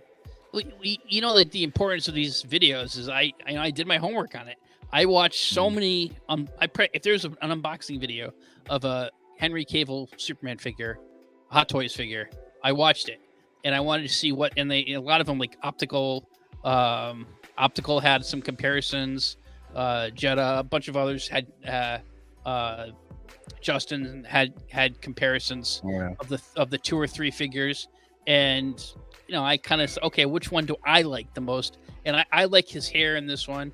It's my favorite of the Cable films, and I just like the way the figure looks. That's the way to do it. Yeah. So thank you so much, Adam. Yeah, thanks like for always having me again. for being Great here. show as always. And then we'll have you again next week. Always enjoy streaming with all you guys. Yeah, thank you. Let's see, Mr. Dave. Here's your Instagram page. What do you got going on? You know what, man? I'm the proud owner of every 6-scale Wolverine release since the 73. Now, and I'm a very happy man at this point in my life. But aside from that, you know, I'm getting ready for my Magi Space cases to come in. I got 2 monos that I got the shipping notice for. Well, I got the invoice to pay for shipping. So hopefully I'll be seeing that, you know, in the next few days or so. That'll be good. I can finally get, you know, some real display stuff up and finish, you know, setting up my garage rack over here. So that'll be great. And maybe the next stop will be maybe a collection tour or something. I don't know. We'll see. Because I've been wanting to do that, and I'm trying to get the conditions right so I can. So we'll see how that goes. But yeah, no. Aside from that, I'm just making space for Catwoman and all the Wolverines that are coming. All right. And everything else. You know, I'm deciding what to whittle down and get rid of, and we'll see how that goes, man. All my Star Wars stuff is in the boxes right now. All 3 of those figures. and honestly, I'm not missing them, which hurts my soul because 2 of them are Ahsoka. So we'll see how that goes. But I'm gonna have the Star Wars space ready to go after I move the Batman stuff over the other shelf and the Marvel stuff over there. Man, I'm rearranging stuff left and right over here. So we'll see how that all goes down. And you're looking at She-Hulk, huh? I love She-Hulk. I love She-Hulk. She is so cool. She is super good. I love her a lot. Those hands with the way they do the whole pull them out and then push them back in, that works surprisingly well. Like I'm looking at it right now, and I've got her left hand kind of outstretched, kind of, you know, like kind of down and a little bit, and you can see her wrist, but I swear I cannot see that seam right now, and the wrist is right there, and I just cannot see it. It looks like her side of her palm is just kind of there, and it just looks natural. The other one is facing the other way, so I can see it, but still, they did a pretty decent job with that. I hope they continue to expand upon that technology for these seamless figures, because that's working out pretty good, I think. Yeah, that's on my watch list, that figure. Yeah. So, Dave, like always, thank you so much for being here. Thank you. Always a pleasure being on with you guys, all of y'all. The Canon Council. Then we'll see you next Sunday too, right? Next Sunday, sir. Absolutely. Halloween. Dress up, right? Yeah, the Halloween special. Yeah. Hell yeah. But thank you so much there again, Mr. Dave. So, Eddie, what do you have going on?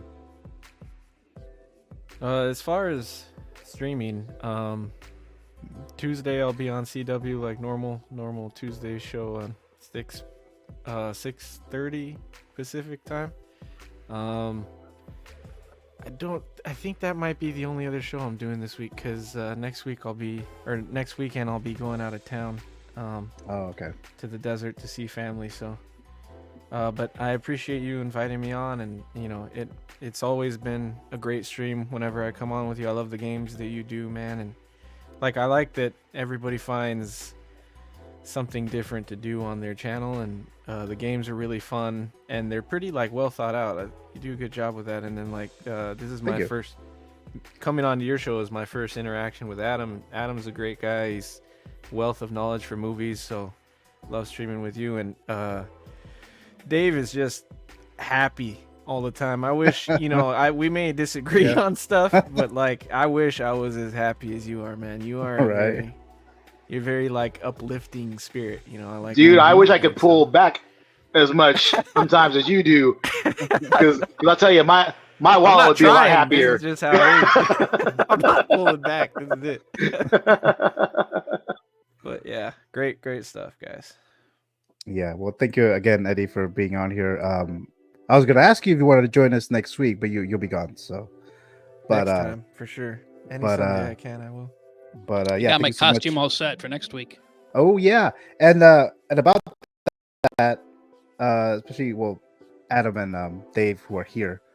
So remember, I am gonna, if there's enough people in costume or just in anything wearing Halloween, I am gonna do a quote unquote costume contest, and I'll ask the chat to vote, and then whoever wins, I'll give a $25 gift card to Sideshow. So there's that for you in the panel. So we'll see what happens there next week. Next Sunday, my Halloween special. I'm actually doing 2 Halloween specials. My horror talk, which I'm gonna give away the Chucky popcorn bucket from Horror Nights, Universal Horror Nights. So I'm giving that one away to a subscriber if they're watching live Saturday, October 26th. Starts at 12:35 Pacific time. I'm being joined by Alex Montano and VFG Movie Reviews Tim, so they'll be on the show. And I'm trying to see if my friend James, who was in the 4th Nightmare on Elm Street movie as a kid, if he's free, he'll be on the show as well. And then obviously next Sunday, obviously the Figures Talk Halloween special. Actually, this is going to be a very busy streaming week for me, because I'm actually going to be on the Wolfpack on Wednesday. That's going to be my first time there. Cool. So Jedi Night's Watch. So I'm going to be there. I know Graham just asked me if I want to be on earlier today. Hell yeah. And then on Friday, Uncommon Flex, Ty, I'm going to be on his show on Friday night, the 25th. And then, of course, my Saturday and Sunday streams and things like that. So a busy week for me streaming, and I'm sure it's going to be a lot of fun there. But drink guys in the panel. Water. Oh, yeah. Not more water here, but again, guys, thank you so much for being here. As always, really appreciate it. If you watch this in the live chat, if you watch this live, thank you so very much for that. And then, of course, if you're watching this at the replay, also greatly appreciate it. Jesus Toy says, good show, gents. I'm new to this, so I love all the work you guys put out. So thank you so much, Jesus Toys. Like I said, I haven't seen you before in the live chat, so if this is your first time, thank you so much for joining us here, and then hopefully you'll come back and join us again. Let's see. And then Yomo says, great show tonight, guys. Sorry I couldn't be on tonight, but I look forward to jumping on with you guys soon. So yeah, we'll have Yomo come back here pretty soon. He was one of my one of my first guests. He was on episode 1, him and Carlos Rivers Zio. So Yomo's always welcome here. So again, thank you so much. I'll see you guys soon next week, and that's it, everyone. Thank you so much. Have a good night, and I'll see you guys next time. Bye.